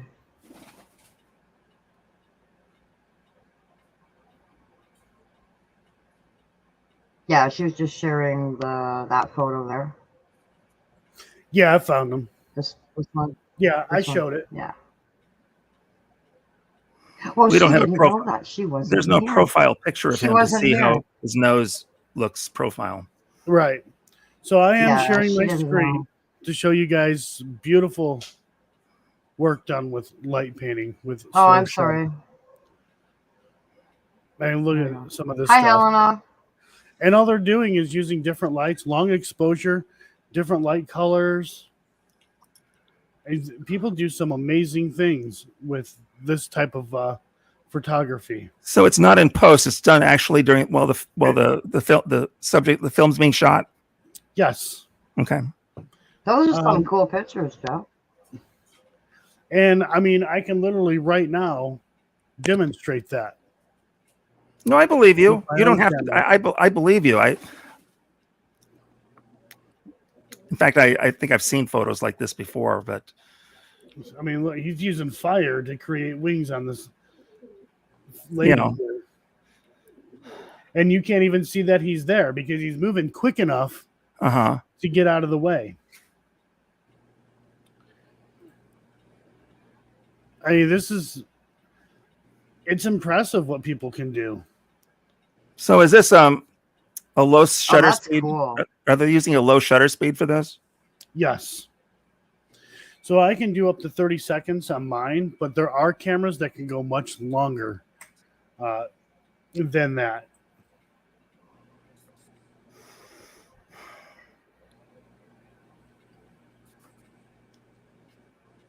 But yeah, I mean, there's just a lot of they're not really popping up all that much here, but I mean, those are cars on a road. ISO 100 f-stop is 16. Karen has a question in the chat. The duration for this shot was 25 seconds. Done on a 35 No, she's millimeter. talking. She's talking about the one with the. Explain the face of the kid in boy the in the car. photo. That is a person. That is a living person that got in the way of that photo. I know the argument's going to be, well, where's the rest of the body? Yeah, where is the rest of the body? Well, and not the face. Only the face shows up. Like the examples I gave to Crow. I'll input. Well, I could see them. I could see them here in that one where he's painting the flames around her, and you can't see him, because of the shutter speed. It's just that I don't know. Help me understand why it doesn't work with the face, but it does with the rest of him. Because the face the top part of his body likely was not moving fast enough like the rest of his body. So perhaps the guy walked into the picture like, oh, sorry, and then backs out real quick. But all it got was his face, his reaction. I'm gonna do something here real quick. While you're doing that, I just want to, and I'm not going to press this point any longer, because all of these things on an individual basis make sense to me. And on an individual basis, like that guy who just described walking in and out of the photo and only the face is showing, that makes sense to me, and so does the light painting explanation. It's just when they all show up in the same photo at the same time, that's the part I'm not getting, because they're actually different. They're different anomalies. Right. Well, they appear to be different anomalies, but we also have to make. Well, my shutter was on way too long. But when light hits the vehicle, I think it's odd too, Karen. It does look like the picture of the kid. All right. So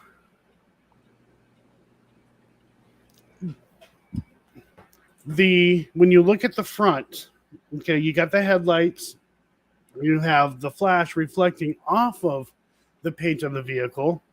You are also at the front of the vehicle, you have your yellow, your yellow turn signal lights.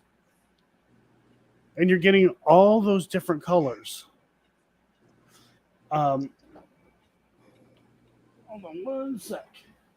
It's just the factor of coincidence. Yes. I'm talking about. It's like individually, the way you explain it to me makes sense. But just in terms of sheer coincidence, to have that many coincidences happening at the same time. Right. It boggles my mind that all those accidents can happen at the same time on several different frames in this on this roll, not just in the first frame, but all of them. And I don't want to press this point any longer. I'm just going from a sheer probability standpoint. It's like on an individual basis, every one of those can be explained to me logically.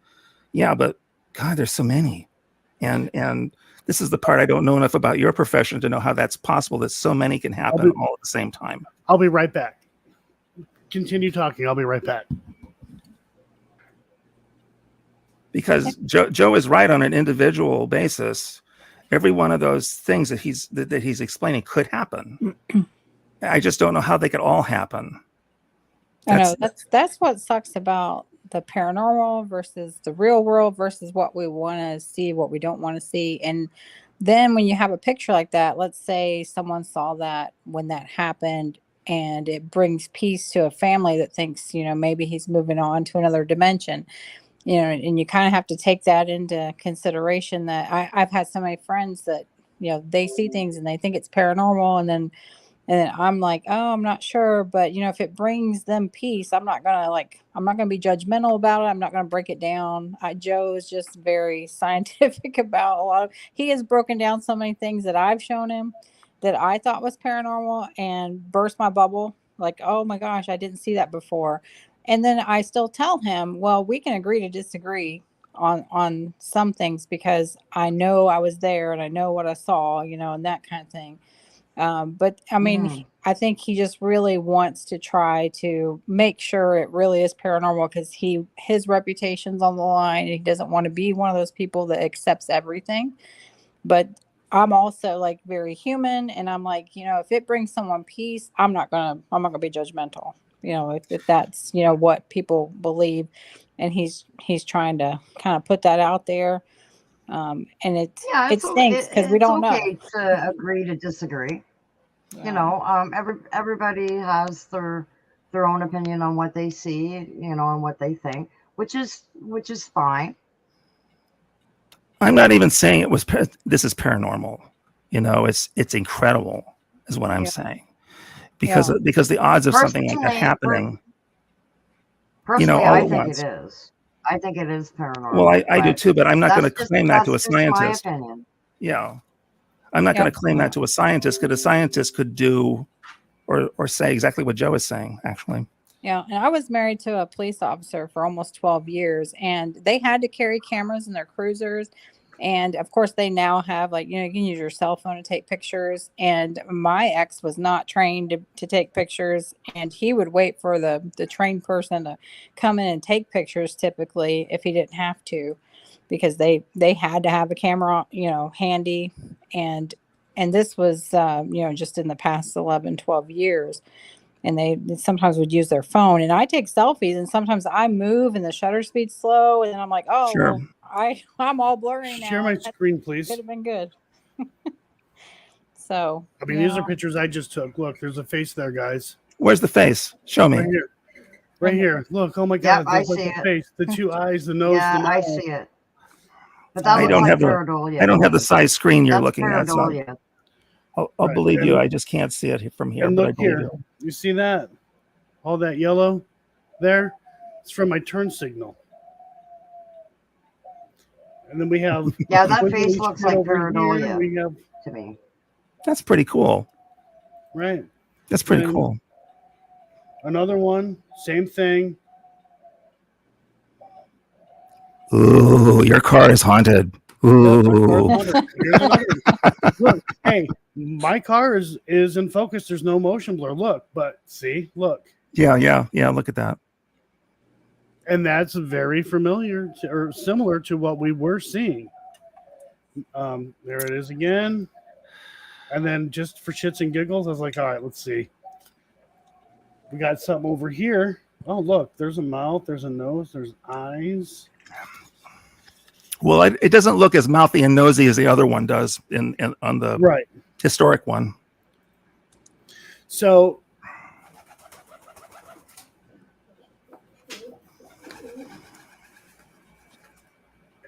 I mean, also look at this yellow line coming straight across here. Right? That is actually the gate or part of the fence. And you can see where the poles should be here. And if you look over here, you have these little lines. That again is either the opening here, but because of motion blur, it got this here, but it also threw hints of it here. Excuse me for just 1 second, Karen. Karen, if you'd like to come up, you're more than welcome to. I'll put the link in. Now, let me find the ones that I did for Crow. You're welcome to come up, Karen. There's the link. You can see through my head, my hat. There's my corn shirt. There's part of That's my face over creepy. here. That's creepy looking. This here, see the lights right there? That's from, I mean, I'm a little box, but that's fine. That's from these little lights here.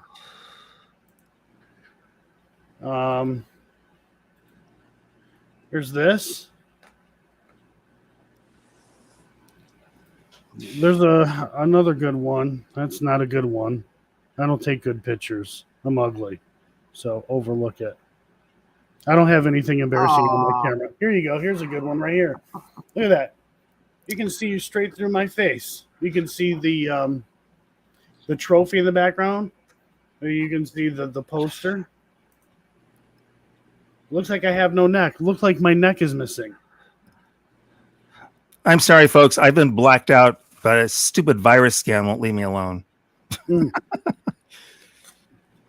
But I'll be back shortly. Even if you can see my face, I can't see any of you.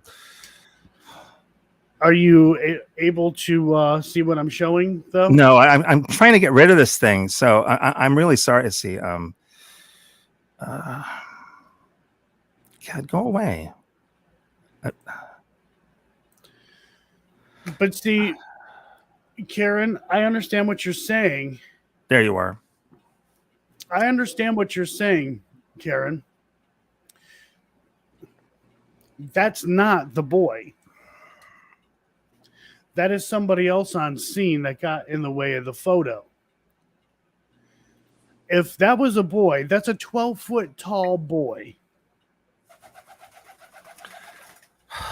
And I keep repeating myself by saying that I guess spirits can't fly, or the image of an apparition can't hover above ground. you're assuming it's standing on squarely on the ground, then yeah, of course, it's too tall. And then here's where I was kind of showing some other stuff. But yeah, that is a human being, a living human being that walked in front of that camera. And can you talk about my paranormal assertion about spirits flying, Joe, and why that's not possible in this case? Go for it. No, I'm asking you the question because apparitions have been known to hover in air as well as be standing firmly on the ground. So you're assuming that the spirit has to stand firmly on the ground in order for it to be real. Well, that's not what I'm saying. But when you look at the size of what we are seeing in that photo, yeah, that person's really close actually to the camera. So okay. The officer who was taking that photo was probably shorter and was probably doing some shit like this, which made the officer look much taller because he's closer. If we were to take that image and move it back 10 feet, he's going to tower over the vehicle. Now, that's if he's standing on the ground. Right. But suppose it's floating in the air. Okay. So I don't know if spirits can float in the air or not, but with let's talk about that. We should talk about that. With residuals. So let's say somebody buys a home and they have some residual hauntings going on. They remodel the home. And let's say they decide to bring the floors up a couple of inches. Or there used to be a door and they decided to cover the door so there's no door in an area, but they see this apparition walk through this door, or its feet are under the floor, the rest of the body is above the floor. Or if they lower something like a floor, then it looks like the ghost is just walking on air. We're talking about two different things, a residual versus an actual spirit. Now, an actual spirit, I have never ever seen a floating spirit. Do you know of any examples anywhere that any investigation where that's happened? I have not. Okay, so if you watch like stuff on TV where like, oh, it was like hovering over my face when I was sleeping, that may be something entirely different, or they're just full of shit. But so all I want to say is that this assumes your position that spirits have to stand on the ground. They can't float in the air. And that's fine. If that's your position, that's fine. I just want to point that out. No, I'm just saying what I'm saying is when you look at the size of the head, the mass itself, and how tall it is, it appears that it should be standing on the ground from the distance that it's at. That is way too big because I've seen people say, oh, it was standing right next to the vehicle, or it's right, no, next to the vehicle. It's not standing next to the vehicle. No, I agree with you. It's much closer. And that's just it. I wasn't there, and making up some assumptions. Yeah, making up some assumptions. However, I'm making logical assumptions. I would love to see Cole Spector take a look at this and see what he thinks. Right. I don't know what he'd say. I mean, I would just love to see. Karen just says that she thinks she's too emotionally close to the subject. Like her son passed away. And I understand that. And I absolutely love that Karen brought up the emotional part. Mm-hmm. Because we've all have loved ones who have passed away, and all of us a healthy debate is good. Like, a healthy debate is good. All of us would love nothing more than to see and talk to our loved ones. So and this is sort of the dangers of the paranormal, especially those on YouTube who claim that they can contact their loved ones in some way, shape, or form.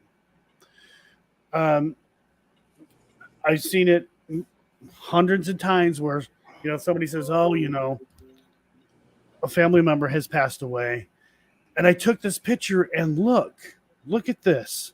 And basically the pictures that I showed of my car is what they're getting, but inside their home. And these are coming from sources that are reflective. And then when they ask, what do you think? And I tell them, here's what's going on. They don't like the explanation. If they don't like the explanation, then they get upset. And then you get, and I'm not saying Karen is arguing. I'm generalizing here. The majority of people get upset when you show them these other explanations. Now, I am not saying that their loved ones are not with them or that their loved ones are not trying to connect with them. I'm not saying that. I would never say that. But there is usually an explanation for everything. My mom, my brother, they're gone. They're passed away. I'd love to see them again. I'd love to talk to them again. I absolutely would. I don't go try to connect with them because that's dangerous. It can be. Yeah, it can be. But then you look at what, a lot of the channels on YouTube where they claim, oh, I can connect with your loved one and I can get a picture of your loved one. And, they know the tricks. Do you know Harry Houdini? You ever heard of Harry Houdini? Yeah. He would be proud of you right now. No, I'm not trying to make a joke. I mean, it's like, because he was a thorough skeptic about all this stuff. And during the spiritualist movement of the late 19th, early 20th century, he exposed a lot of fraud this way, showing that all of it could be done through magic tricks that he already knew. Right. And he even said, in my afterlife, or when I die, contact me this way. But I don't think that it ever worked out. No, it didn't. He never came back. Right.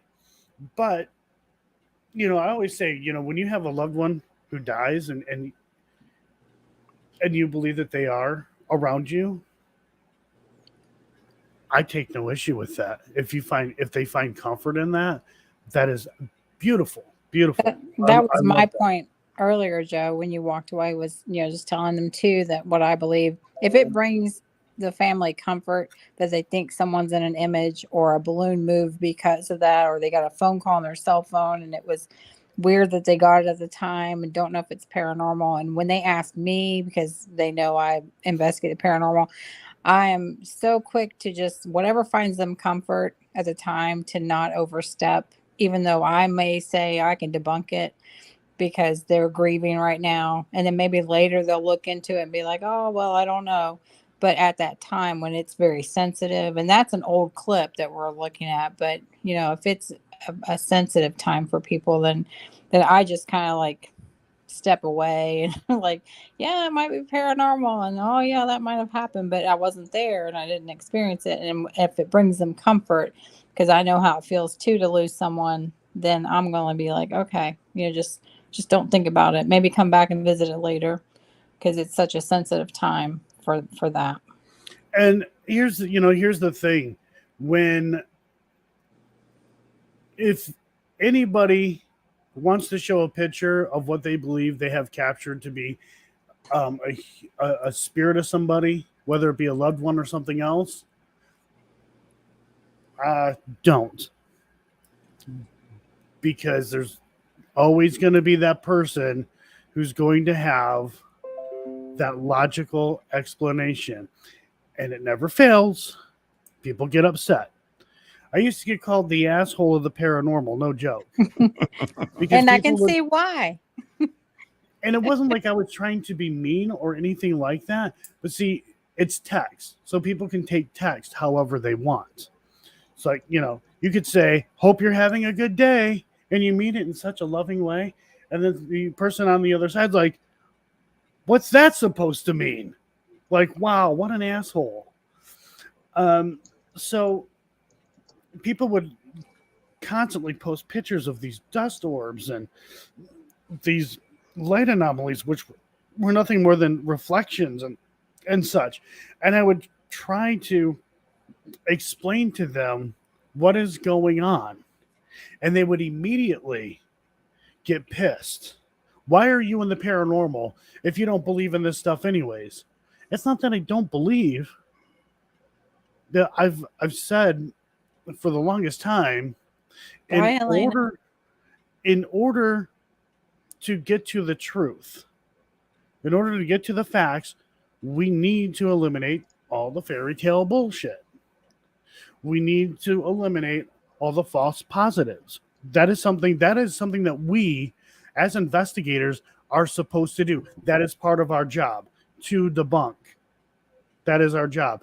There are a lot of things before I was doing these live reviews with my members. There were all kinds of things that I was capturing, but I knew it was garbage. However, if I put it out there, people would think I was getting stuff nonstop all the time. But I knew because I was there.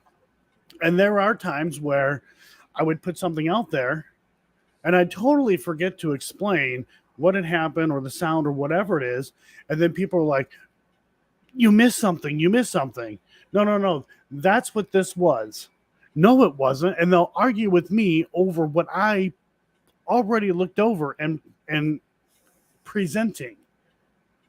Trying to tell me I'm wrong, even though I was there. Does that happen a lot, Joe? Yes, it does.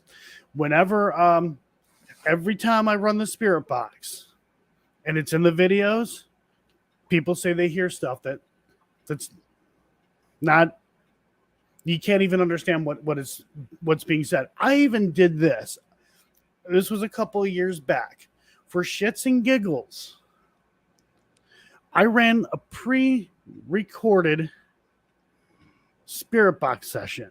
All I did was hit record and just let the thing do its scan. It was pre-recorded, right? That's funny.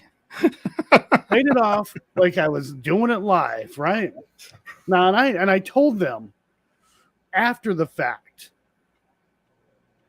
But what I also did is I went in through my software, my studio software, music studio software, and I used text to speech, and I was putting words in there. It was a test. I was randomly putting words into different sections of this recording. When I played it back, something said somebody's name. I can't remember whose name it was, but I purposely put somebody's name in there. Everybody got it wrong. It sounded like it said this. A couple of people would agree with it, and other people say, no, it actually sounded like it said that. And I know exactly what they're hearing because I put it in there. And then I'm like, no, it said this. And then they're arguing with me about it. No, and I can't say anything at that time. I knew exactly what it said, but I was getting an argument about what came through. Now, later in the stream, I said, look, guys, this was all pre-recorded, and I explained the whole thing. I wanted to address Shelda's. Don't trust your ears. Shelda's question. Can you hear me? I'm sorry, I just interrupted you. I interrupt you on the phone. I'm your girlfriend. You can take it. No, Shelda said, how do you explain dead people coming into a person's dream and discussing things they want to change? And that's a very sensitive subject for me because I've talked to Joe about dreams and, when you have people visit. I really believe in visitation dreams where people have crossed over and visit people and visit loved ones, and they are vibrant and I've healthy. met my higher self in a dream. Sorry for interrupting. I met my higher self in a dream.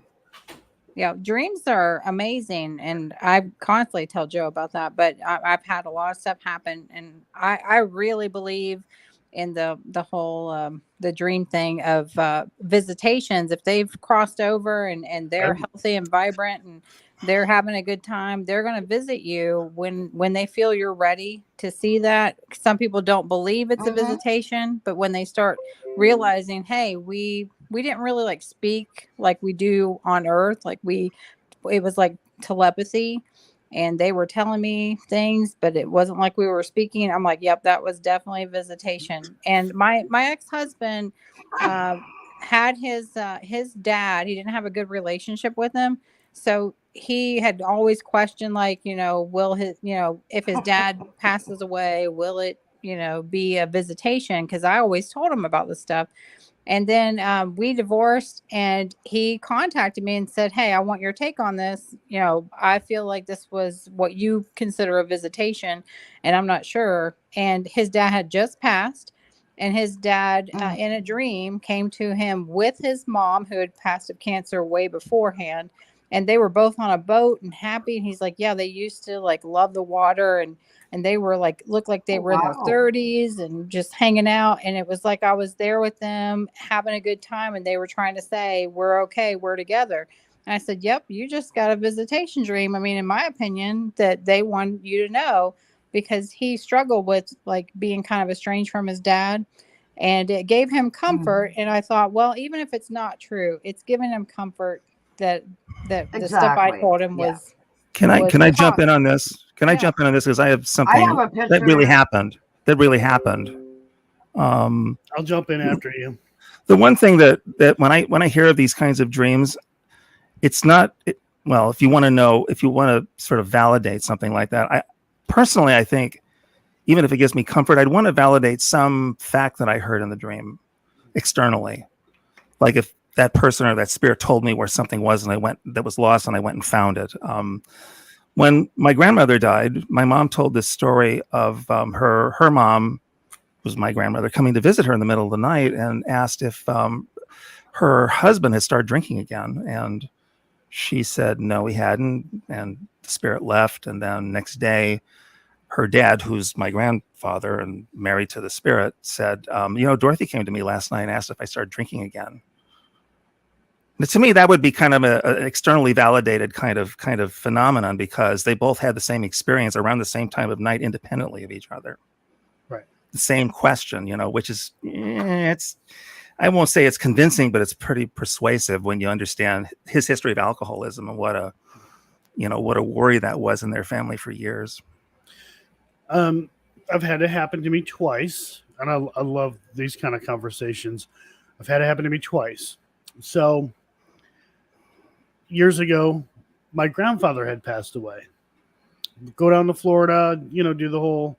We didn't have a funeral or anything like that, because, when anybody dies, the timing's really bad. But this was really, really bad timing on top of already bad timing, because when he died, funeral homes weren't open and not doing anything because it was the 4th of July. So I come back like a day or two later. I have a dream that my grandfather comes to where we were living. Now, he's never been there before, but he had come over to the house, and I'm like, hey, Grandpa, what are you doing here? And he said, I'm here to see the grandkids. I'm in a hurry. I have to go get somebody. I bullshit you guys not. His brother passed away that night. Oh, wow. His brother passed away. My great uncle. Now, back a few years ago, I had another dream where a red Dodge Spirit pulled up in front of the house. My grandmother used to have a red Dodge Spirit. My mom, who's gone, my 2 great aunts who had passed were in the vehicle. One of my aunts got out of the car and said, come on, Loretta, it's time to go home. She got back in the car. My grandmother got in the car. They drove off. Now, I can get my stepdad right now. He'll back me up on it. After I had that dream, got up the following morning, and I told him about it. He's like, well, we haven't heard from her in a while, so maybe something did happen. Well, we didn't find out until like a month later. There was some underhanded shit going on with a cousin. Whoa, what happened? Sorry. Whoa. Go on. I wanted to show you a picture here. Oh, okay. Go on. So we found out that she died the day that I had that dream. That was freaking bizarre. So I do believe that visitation stuff can happen like that in dreams. We are at our most vulnerable when we're sleeping anyways. So I do believe that can happen. We are. Yeah. You guys see this picture? Right. You see in the circle there? That is my dad showing himself to me in the sky. Or it could be pareidolia. But what do you believe? I believe that it is my dad. If you look at that, it's the same hairstyle, the same shape of face. You can see his ear in the photo. If that's what you believe, that's what you believe. I'm not gonna sit here and take that from you or anyone. No, I actually, it looks just like my dad. Like you can see his whole face in there. I just wanted to show that to you guys. Right. And not always in dreams. Like my grandparents, when they passed away, didn't come to me in very many dreams. They would come to me in smells. Like I always like woke up to breakfast smells with my grandparents cooking us breakfast over summer breaks. We'd spend all summer with them. And when I smell bacon and I'm sleeping and there's no bacon cooking, I'm like, okay, that's my grandmother's. And then Cardinals and Blue Jays were big with both grandparents. And I see those a lot when I need a sign. So I believe in the signs and pennies and, change and stuff plopping down from heaven. I believe in all the sign stuff, not just the dreams, because I haven't had a ton of visitations and dreams like other people have. Frank, Now, you're crazy. I'll go ahead and talk a little bit about this, although I feel kind of weird talking about it. Oh my. So for a while, after my mom had passed away, I was in a relationship with somebody. And I started having a lot of dreams that had my mom in them. And my mom was literally like warning me, but I couldn't figure out exactly what it was. So there were dreams where my mom was writing names in the sand. And I remember my dreams. When I remember them for a while. I mean, eventually I do forget, but I remember all of my dreams. One of the names in the sand was Matt. Not Matt Benton, but Matt. I can't remember the other names. Well, come to find out that my now ex-fiance, obviously, had cheated on me several times. One of those guys, his name was Matt. And I can't remember the name of Matt's cousin, but his name was drawn in the sand too. And then I started having these other dreams where there were my ex-fiance, she was in the dream, but she was standing in front of a shadow person, and there were these other shadow people, and my mom was in the dream. And I knew immediately what was going on. Like, after I woke up, I'm like, I know what's going on. And I'd continue to have that dream, but this one shadow specifically, can't hear you, Arden. This one shadow specifically I was just going to ask Daniel if he could mute his mic. You can hear him whispering while you're talking. One of the shadows kept hiding from me, kept hiding.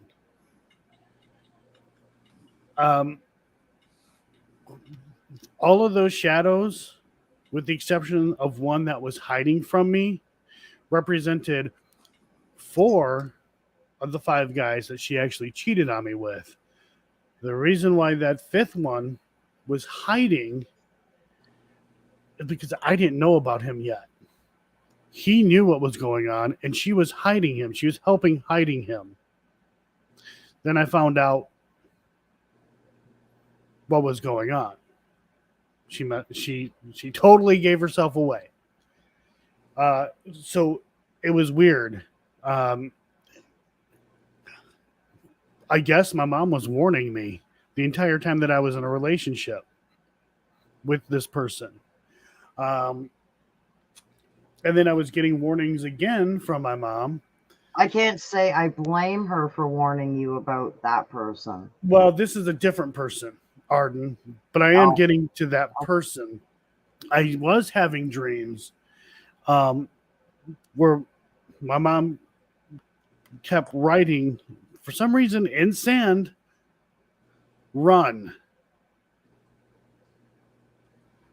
And it would have the initials. And I'd have those dreams like once or twice a week. So that was bizarre.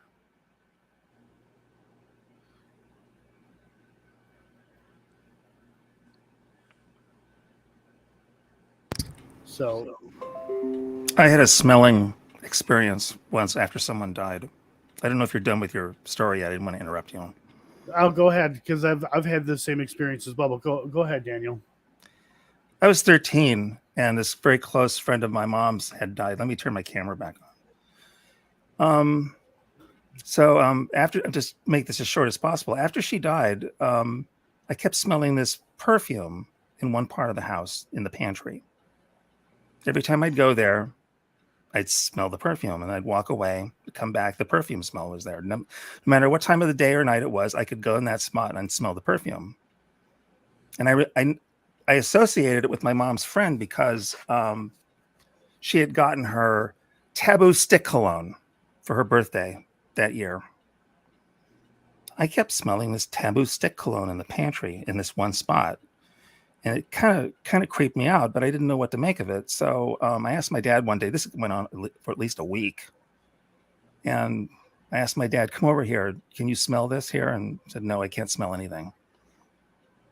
And pretty soon the scent started to go away, but I'd always wondered if that was Evelyn trying to say goodbye. Or did she ever spray it in that area? I don't know. It was stick cologne. It was stick cologne. It was stick cologne. You would have to like go on the wall and okay. Put it on the wall. Stick with the ball, like with the roller ball, that kind of cologne. Yeah, well, no, it was stick. It was solid. It was a solid deodorant. So okay. And my mom wore it. That's how I knew that's how I knew make the association. So I'd always wondered, is that just Evelyn saying goodbye to me, or something happened that I should know about, or was just trying to reach out to me? I never really knew. It wasn't frightening. It wasn't frightening, or it was just kind of like, should I tell anybody about this? And when I did, it kind of went away after that. Joe, are you going to debunk, or can I say something about perfume real quick? Oh no, I was just going to say though, with perfumes, any liquids, or even smoke, like cigar smoke, cigarette smoke, a lot of people do report smelling that in locations, but also at the same time, if that stuff gets into the walls or the woodwork, it can be released and you can smell it. Yeah, that makes sense. So, Yeah, it does. Yeah. But he's talking about a stick, like deodorant, right? A stick, unless she was just hammering the wall with it. that shouldn't happen. Well, that's why I was going to say, because I wear my Kitty Corvette perfume oils every day, and then I have my place smells really good, and I use different oils, use different waxes and candles and all kinds of stuff. and that smell goes away. Like I'll come back in when I've not had it on for a while and it goes away. And it would be me having to wear it every day. And people around me will smell my little oils that I have on that day. Like, what are you wearing today? And the next day I have something different. Well, what are you wearing today? And I go back in rooms and I can't smell it because I'm used to the smell, but it would not linger that long, like years and years and months and days and days. It wouldn't. They're not that powerful because I've sprayed like the woodwork in my place and tried to make it smell good, and I still can't smell when I've sprayed it on to stuff like that. But like smoke stuff does stick for a while. But I think if someone's visiting and they used to smoke a cigar or something like that, you're gonna smell it. They wore lavender perfume, you're gonna smell it when they're around. Yeah. So smoke and perfumes and such, they get into the pores of the wood, and when the under the right conditions, those pores can open up and release that And smell. release. Yeah. It's like we a place that we used to live in had like real wood floors, not that fake shit that a lot of people use. And it would smell like pine sol. Just randomly would smell like pine sol. Which I'm not complaining, and at least it's not a horrific smell, but it would smell like pine sol. And then after a while, because we lived in the place for quite some time, and I cannot stand wood floors. I will mop the shit out of wood floors. I just don't like them. They're always dirty, dusty. After a while, it started to smell randomly like whatever it was that I was using on top of freaking pine sol. and then the landlord's like, no, don't use soapy products on those floors. Those floors are old and I'm like, okay, I won't do it again. Just water. Murphy's oil soap. That's what you use on old hardwood floors. Yeah, I mean, I've gone to locations and I'm like, what the hell is that? And like, a flowery perfume smell or smell cigar smoke, things like that. Yeah, I've had that too. And when we were at Octagon Hall recently, remember I walked into that other room when we were investigating, all of a sudden I had this like heavy alcohol smell, and it only lasted for a little while and then it went away. And that was the room that they had a bunch of their alcohol in, like if they were entertaining and stuff in that dining room. And I walked by that door and I smelled it and I was like, oh, that smells like bourbon or something. And then I tried to recreate it and walk by again and I couldn't smell it again. It was really weird. It's like, yeah, that's really weird. Okay, second star. Crackheads are fighting each other. So, I mean, there are a lot of logical explanations for things that do happen, such as smells and video and photo stuff. I mean, there's a lot, and it is definitely a challenge to us who investigate when we go to locations that we have to pay for. We can't properly investigate a location that we're paying for. We're there for the night. We're doing the best we can. We're not really even getting to know what is actually there. Now the Monroe House, we were there for a week, and I've been there many times. That was kind of an easy thing to groove into. Octagon Hall was a bit challenging because we had a mixture of things, and that made it a challenge. I totally forgot to. I didn't forget, but we never mentioned the little boy that fell down the stairs and died. Yeah. AJ Caldwell. Yeah, we never looked into that. I did have a digital recorder in that area for that reason, among other reasons, but we never because there's so many stories. There's so much. It's hard to remember and keep track of everything that is involved with the location.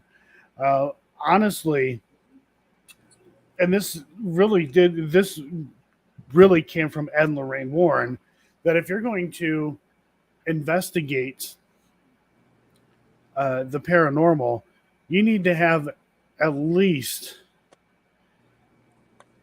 30 days or 28 days at the very least.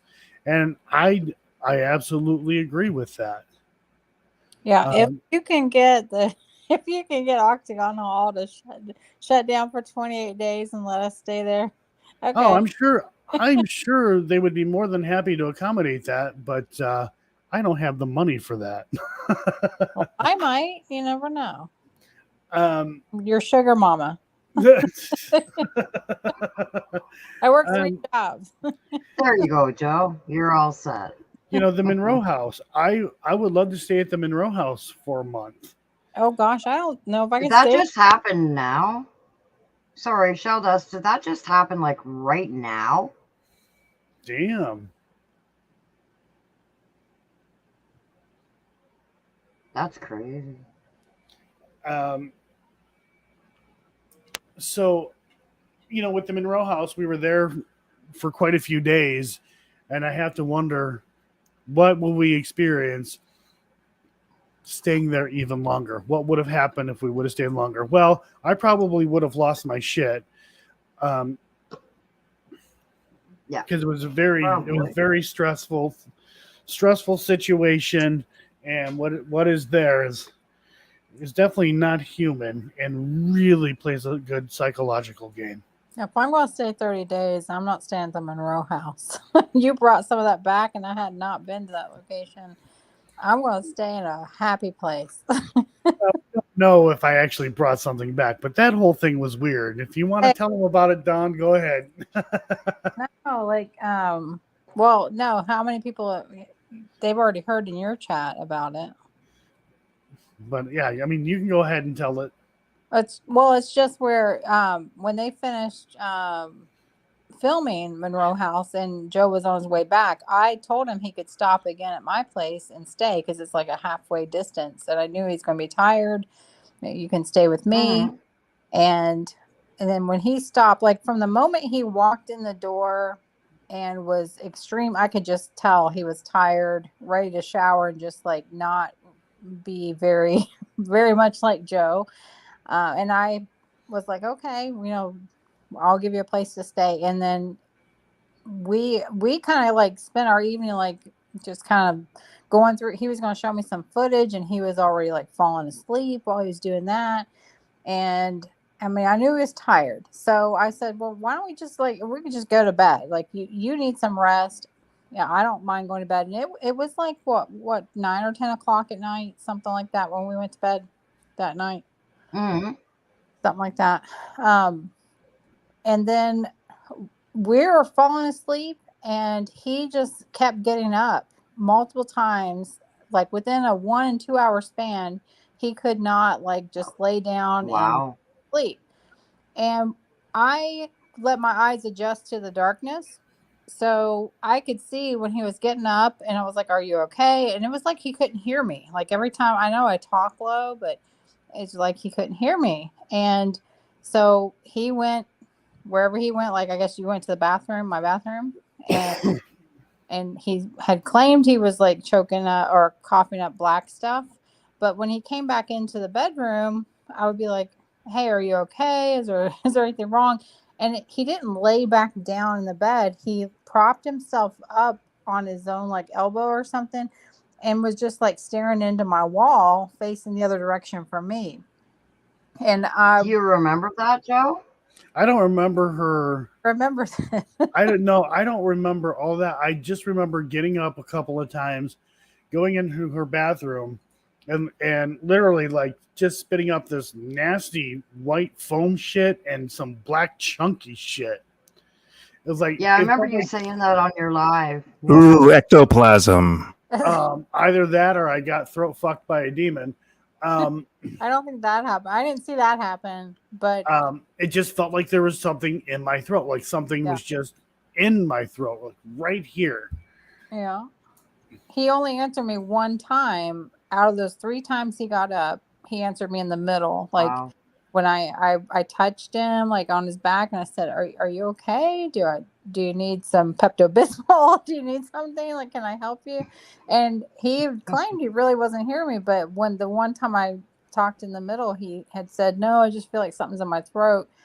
And I thought, well, he's probably propping himself up because he's got like acid reflux or something. So I said, "Do you need me to get you another pillow?" He never responded to me.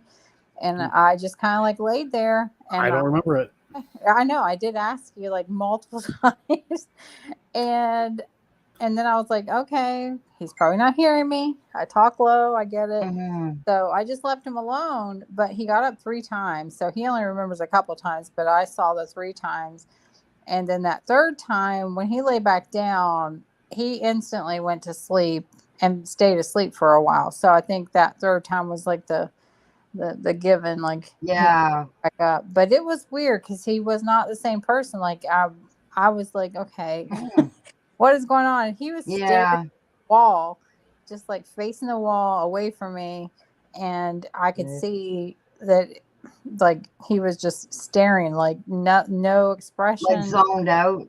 Yep. Like zoned out kind of. I mean, Well, I that's was kind of like when you had mentioned you had asked Matt if he remembers going into the bathroom at that place and he had a a subway. nosebleed. He didn't remember. He didn't remember it, right? Right. That was the Monroe House, wasn't it? No, that was the Conjuring House. No, and Oh, that's right too. Yeah. I was on the phone with a certain person when Yeah. that happened. Like, we stopped at a Subway, and he goes into the bathroom and says, "Oh, I had a nosebleed." I'm like, "Well, what did you do? Rub Mhm. it wrong or what?" He's like, "I don't know. I don't remember everything that was said." But he apparently doesn't remember that. I do remember that, and I remember having a Yeah, because few you asked him conversations about about it. that. Yeah, Yeah, you asked and him about that on his, and he doesn't remember anything. right, and Yeah. I know that that person was asking him, you know, were you like partly joking around? Were you picking your nose? Were you rubbing your nose? Mm. You know, just is the air really dry? And we were still north. The air definitely was not dry. Um, Mm. so Matt doesn't remember that, but Yeah. that happened. You 'Cause don't remember what I was asking you 2 of the 3 times either. So right. Um, Oh, Matt's got a taser, a crackhead. Oh boy. That's I either sleepwalking or possession. mean, I wasn't Have a good night, sleepwalking because I Matt. was well aware of what was going Take on, care of and for yourself Matt, out he there. definitely wasn't sleepwalking because he even ordered food. He knew what he was getting. Um, Be safe but out there, Matt. I know what it's like to be a security guard. I've been through it. Be safe, but buddy. I do joke with Joe that he left a demon behind or some kind of thing behind because I've never had anything happen in my place. I'm getting ready to move, but it was like I've had some weird stuff happen since he left. I'm like, you left this behind. You left you, this with me. you can keep it. I'm not, I'm not keeping shit. No, You can keep it. You can name it. no, Whatever. that's the next person's problem. I'm leaving after. Knitted a sweater. Yeah, I mean, as long make sure it pays rent though. No. Yeah. Yeah, I told him the other night I had my ceiling fan was running. I mean, it wasn't running, like I had it turned off. And I woke up in the middle of the night and I'd never look at my ceiling fan. But all of a sudden I looked at my ceiling fan and it was moving slowly, but not in the speed where it was turned on because I never turn it on. Except when Joe was here, I actually turned it on. And I looked it up online, like what could make a ceiling fan move. Because I stayed in one of the oldest bourbon bars, hotel in Bardstown, Kentucky, where the James Dean room, everybody talks about the ceiling fan moving. And when I stayed in that room, I showed Joe, like I sent him a picture of the ceiling fan moving. And he said, "Oh, it's that vent right beside it." And I said, "Well, I've debunked that because the air conditioning kicked on all night, and I specifically turned it off, and the fan was moving with or without that turned on or off. So it was moving Oh, slowly, really? like Wow. a slower speed than if it was on the slowest speed that it could be on if it was turned on." And I just Mhm. happened to wake up and I saw my fan moving, and I'm like, okay, like this is weird. And I looked online and it said, well, if you have a lot of dust on your ceiling fan, it could do that if it's near a vent. Well, it was cold temperatures that night, so I did not have anything to kick on with heat or cold, and there would be no explanation for it moving. And I had just cleaned that fan not too long ago, so there's like not a bunch of dust on it or anything, and it has not moved since, Yeah. even with AC running, because it's getting hotter. Like, it's not moved at all. Every time I wake up and I look up, I'm like, not moving. And all of a sudden it was moving that one night. I told Joe, it's like, Wow. I don't know what's going on. And I hate saying it's paranormal because I don't have a ton of other experiences, but it's a little weird. Joe left But that it's in my still bedroom. unexplainable. Yeah. Yeah, it's still kind of unexplainable. I Yeah. can't say what it is, because I mean, I had that happen in that hotel too, and people also have written in the journal that they have it happen, and I thought I could debunk it. Oh, it's when the Mm. AC kicks on, and it would still do it with or without it, and then it would stop and never move again. It And was I motion. It was motion blur. Hmm. Yep. making fun of Joe. You're right. I Nice You're right. one, The now motion Daniel. blurring. I That was did a good tell one. Joe, a weird thing was, like, I was so tired that I actually said, please stop, in my head, like, to that fan, and it stopped. And that's what I can't absolutely Wow. explain for it to stop, because it was moving and moving and moving, and I just said, please stop, in my head, and it stopped. And it hasn't moved since. I don't know. Well, I I've mean, had it's similar weird. experiences like that too. Like, I've got degenerative disc disease, and sometimes I get to the point where I go through like pain for like 2, 3 days in a row, and I'll just kind of sit there, and almost to the point of tears, and I'm like, look, enough is enough. I can't take this anymore, and it'll gradually stop. But then I think to myself, that's kind of what's the word? Psychosomatic, Placebo like effect. the power of suggestion kind of thing. But then I think to myself, well, maybe it is something else. You never know, right? You never know. Right. Mhm. I'm way past my bedtime, Joe. Oh, you have to get up early too. Yeah, I got up at 6. It's the last 2 days of school. So. Ugh. Any other hot topics? You're the guest. Yeah, well, Frank says it's time for a lullaby, Joe. How you gonna put us to sleep? It's not my problem. Y'all are adults. You can put yourselves to sleep. I'm your girlfriend, though. How you gonna put me to sleep? Well, I'm not Oh, we there. don't need to know that. I know he's not there. TMI. It's not happening. The power of suggestion.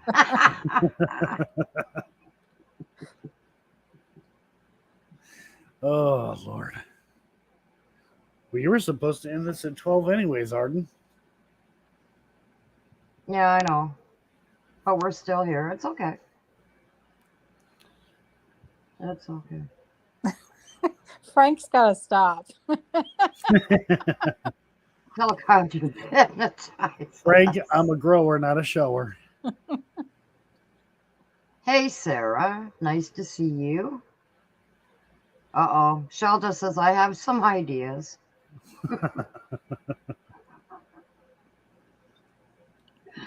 Oh.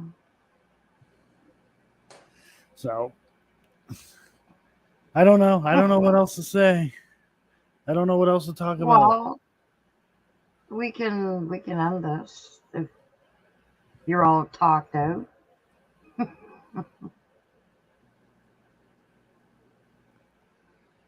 Great answer, Joe. He yawns. Yeah. Yeah. Now Joe's in the dark. You look like a Smurf there for a minute.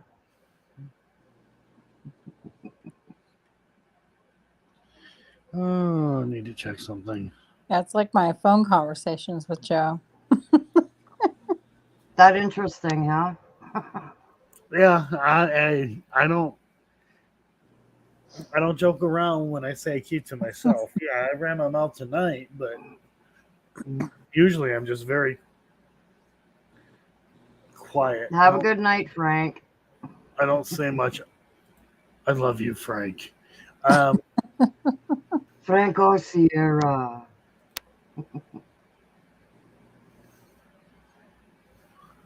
Yeah, that looks better. Stay like that.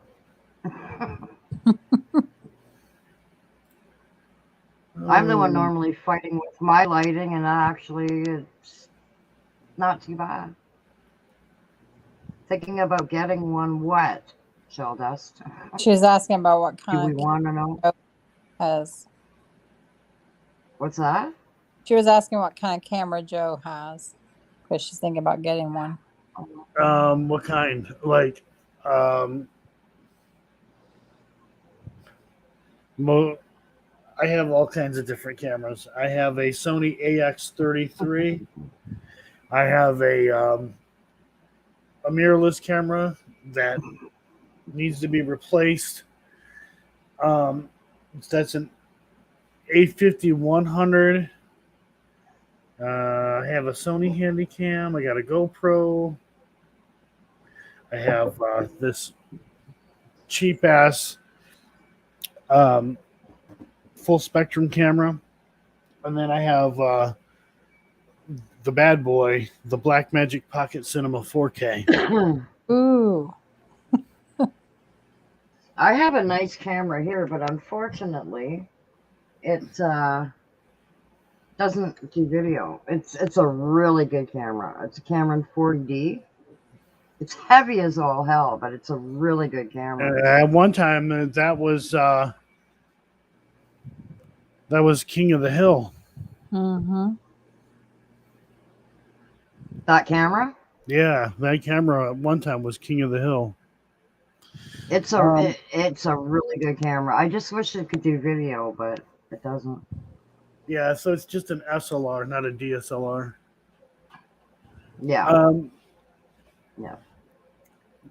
If let's see, there's nothing wrong with Canon. I think Canon is great, except they do a piss poor job with their video compression. If you're using it to take video, like I don't know what it is with their compression, but it's really hard on editing software.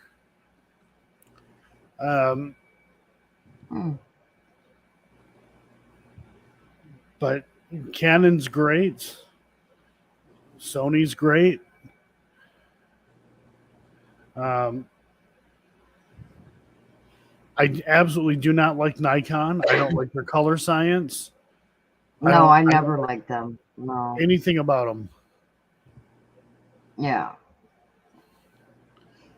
But if you're looking at getting a new camera, well, it's going to be a mirrorless. I would look at a Sony or a Canon. What about a beginner's level, entry level camera? You know,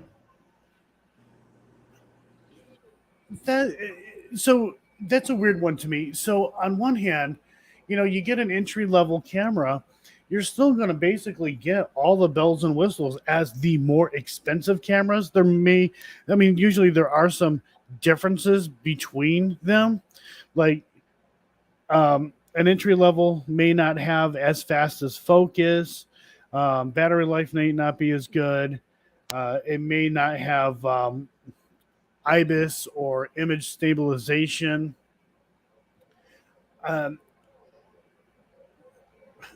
Honestly, if I was to tell somebody who wanted to get into photography, what, not specifically what brand, but I would tell them, don't get a first-time beginner camera, because it's not going to take, if you use it and you're learning, using it a lot and learning, before you know it, you're going to be like, I want to do these other things, but I don't have these features. Or I'm getting motion blur, or my videos aren't stable. They're missing out on those features. I would go like middle of the road or as high end as you can afford. So how much would a middle of the road kind of camera run? Between $400 and $700, or $800. Wow. I mean, some would actually say 1,000, and they're probably correct. But I mean, there's cameras out there that are 3,000, 4,000, and up, and we're talking these little boogers here. Like I got that this your new open one? box. I got this. That's not your new camera. No, this one. No, I got this. I say open box. A friend of mine bought this, and he sold it to me for $50. At the time that I bought it, if you look online, it was like $400 or $500 or some shit. And this is bottom of the barrel. This little guy here. Yeah. For Sony, because Sony's expensive. Their lenses are expensive. If you want to get a good camera, but you don't want to spend a shit ton of money on lenses, then get a Canon, because their glass is a lot cheaper. It's nice being able to change out the lenses. That's what I like about mine. I need to get a zoom lens for it when I actually get back out there and take pictures again. I highly recommending, and they're not super expensive. Well, I guess it depends on your bank account. But for like $125, you can get what we call the nifty 50 to 50 millimeter lens. Beautiful. For the Canon? For the Canon. Yeah. Yeah, but I'm in Canada, so it's going to be a lot more than that. Yeah, that's true. The lenses I have for this guy here, I'm not using. What is this one? This is okay. I'm using a Panasonic lens. These use a specific type of lens. This is a cinema camera.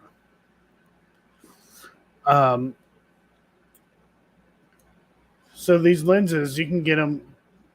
This lens costs $140 something, and then that's not bad. That's not too bad. And then I have an 85 millimeter lens. This was like $60, and this is sharp. I'm impressed. And this is like a no-name brand lens, and I have a Panasonic on this too. This is a lot sharper than the Panasonic. I was surprised. There's a huge difference. Shell does 50 millimeter. That is the focal length. Basically, that's a nice tight shot. Those are shots that you can get pretty close to a person, but they're good for, like, we'll say headshots, for example. You're taking a picture of somebody's head. Get in there, it's close. You can get closer to the person if you need to fill the frame. And the background is just blurred all to hell. They're awesome. And Canon's 50 millimeter lenses, even though they are very cheap, you can buy expensive Canon lenses, 50 millimeter, but the cheap little 50 millimeter lens, we call them, like I said, we call them the nifty 50. Damn, that probably killed everyone's ears. Hang on. No.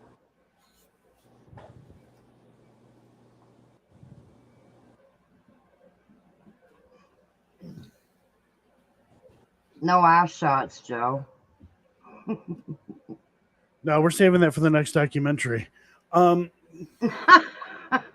this lens here, this is actually for Canon. It's a Canon lens. This thing cost me like $125 or something, and it's one of the sharpest lenses I have ever used. Oh yeah, when you take a picture too. Let's see if this works. Everything is opposite. Down is up, up is down. But it's a great lens, and I'm like, I am not giving this up. I need to buy a converter so I can actually use it on my cinema camera.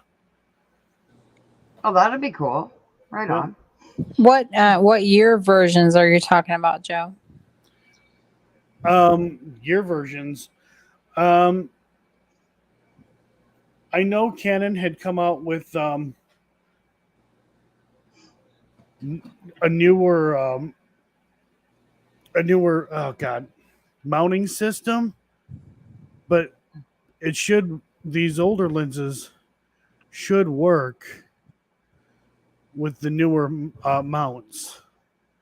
I haven't used a Canon camera in a while, so I'm not 100% on that. I was just asking because when I taught high school one year at a school where I took over a media arts position, but I didn't have to teach media arts. In our storage unit, there were all these like Canon cameras, like beautiful, expensive cameras that weren't going to be used by the school. And they were like doing away with some of the subject matter too. And sometimes like you might be able to even contact a school where they have some leftover cameras they're not using. They might be willing to sell them if it's a certain year. Cause like that time frame, like they spent all these funds to purchase cameras that weren't being used. And it was probably around 2000, I want to say 17, 18, 19 in that frame. As long as the mount on the camera is an EF mount, then any EF, regardless of the year, will work on the camera. Yeah, because I hate buying, like, even on eBay, you can find some stuff. I hate buying, like, brand new and spending all that money when you can find somebody who wants to get rid of the same thing for cheaper. But with this camera, they do have converters, so I can use other type of mounts.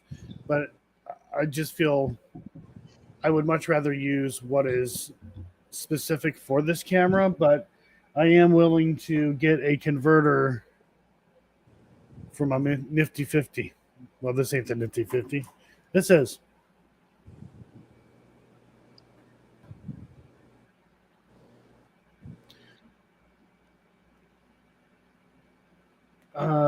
Do you think older cameras would be better for paranormal? I mean, there are people who do prefer film, and there are people who still use film or even Polaroids, which is really cool. But you're better off getting a newer camera to use for the paranormal because so much has changed over time. Technology is changing a lot. Now, higher megapixels does not always mean it's a better camera. Like this iPhone, for example. This iPhone does 45, I think it's 45 megapixels front camera. And I have another phone that's 100 and some odd megapixels. The one that's 100 and some odd megapixels is terrible. It's so bad. And it's horrible under low light conditions. The higher you go in megapixels also depends on the size of the sensor, but in general, if it's not a full frame sensor, the higher megapixels you go, the worse low light you're going to get out of a camera. Um, so, what was it? All right. I'm trying to figure out how to explain this. Yes, the higher the megapixels, the smaller the pixels are. The lower the megapixels, the bigger the pixels are, which lets in more light.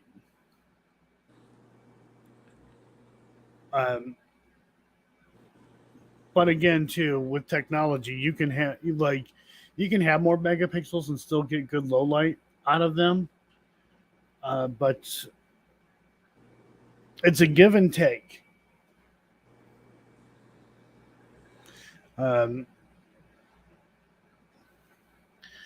Yeah, I mean, you can.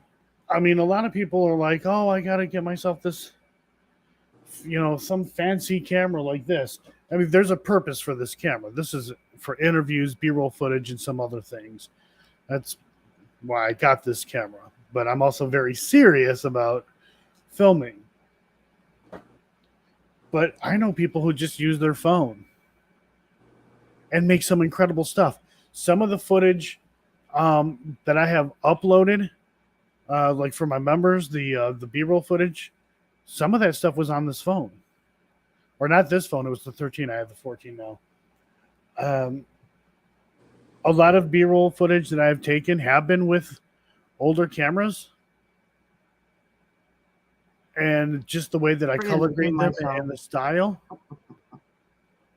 it looks really cool. So I mean, if you got a phone that takes good pictures and does good video, use it.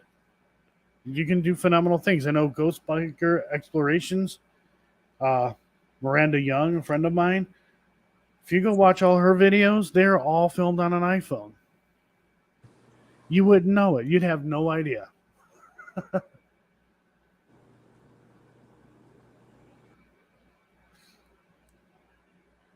And then my suggestion of check eBay and check like local schools that might have media arts where they're not using certain cameras. Because I swear to God, like when I walked in that closet and there was like 20 different cameras and I'm looking at them like I'm not even teaching this content. Absolutely waste of money. And then they weren't even going to use it the following year either. It's like, they might be willing to sell off one camera for very cheap or on eBay with someone who wants to dump off a camera and they just want to get rid of it if it's within a decent year. Right. Yeah. Nobody needs to. If you're going to go out there and have fun and investigating, there's no need for anything super expensive. The only reason why I have a lot of cameras and they're expensive is because because we do documentaries and I like power. Don't pay retail if you don't have to. Exactly. Yep. Find a deal. All right. Well, Daniel's left. I've got to get to bed because of school. So you all hitting the hay. Yeah, I'm going to end it. We've been on here for like 3 hours and 5 minutes now, which is cool. Got no problem with that. But my ears are, these headphones are horrible. They hurt my ears. Right. So I guess that's it. Show's over. Joe, call me before I go to bed. I will. Okay. You make sure you phone her now. You hear? Thank you for letting me on, Sam. I appreciate you. And you're welcome. It was nice. Yeah, it was nice to meet you. Yeah, absolutely. I'll have to have the two. I'm getting tired. I can't talk now. I'll have to have the two of you on again. Yeah, I'll put my live face on there. I was just back to factory settings tonight, so my face was not ready for camera. All right. On that note, I'm going to end this. And I would like to thank you, Joe, for coming on once again. And thank you to you too, Don, and everybody in the chat. And we will see you all next Wednesday at 10 p.m. My guest will be Justin Brown from Interface Death. Finally. I've been trying to get him on here for, I don't know, over a year now. So, yeah. All right, everybody. Have a good night, and we will see you on the next one. Ciao for now. All right, bye.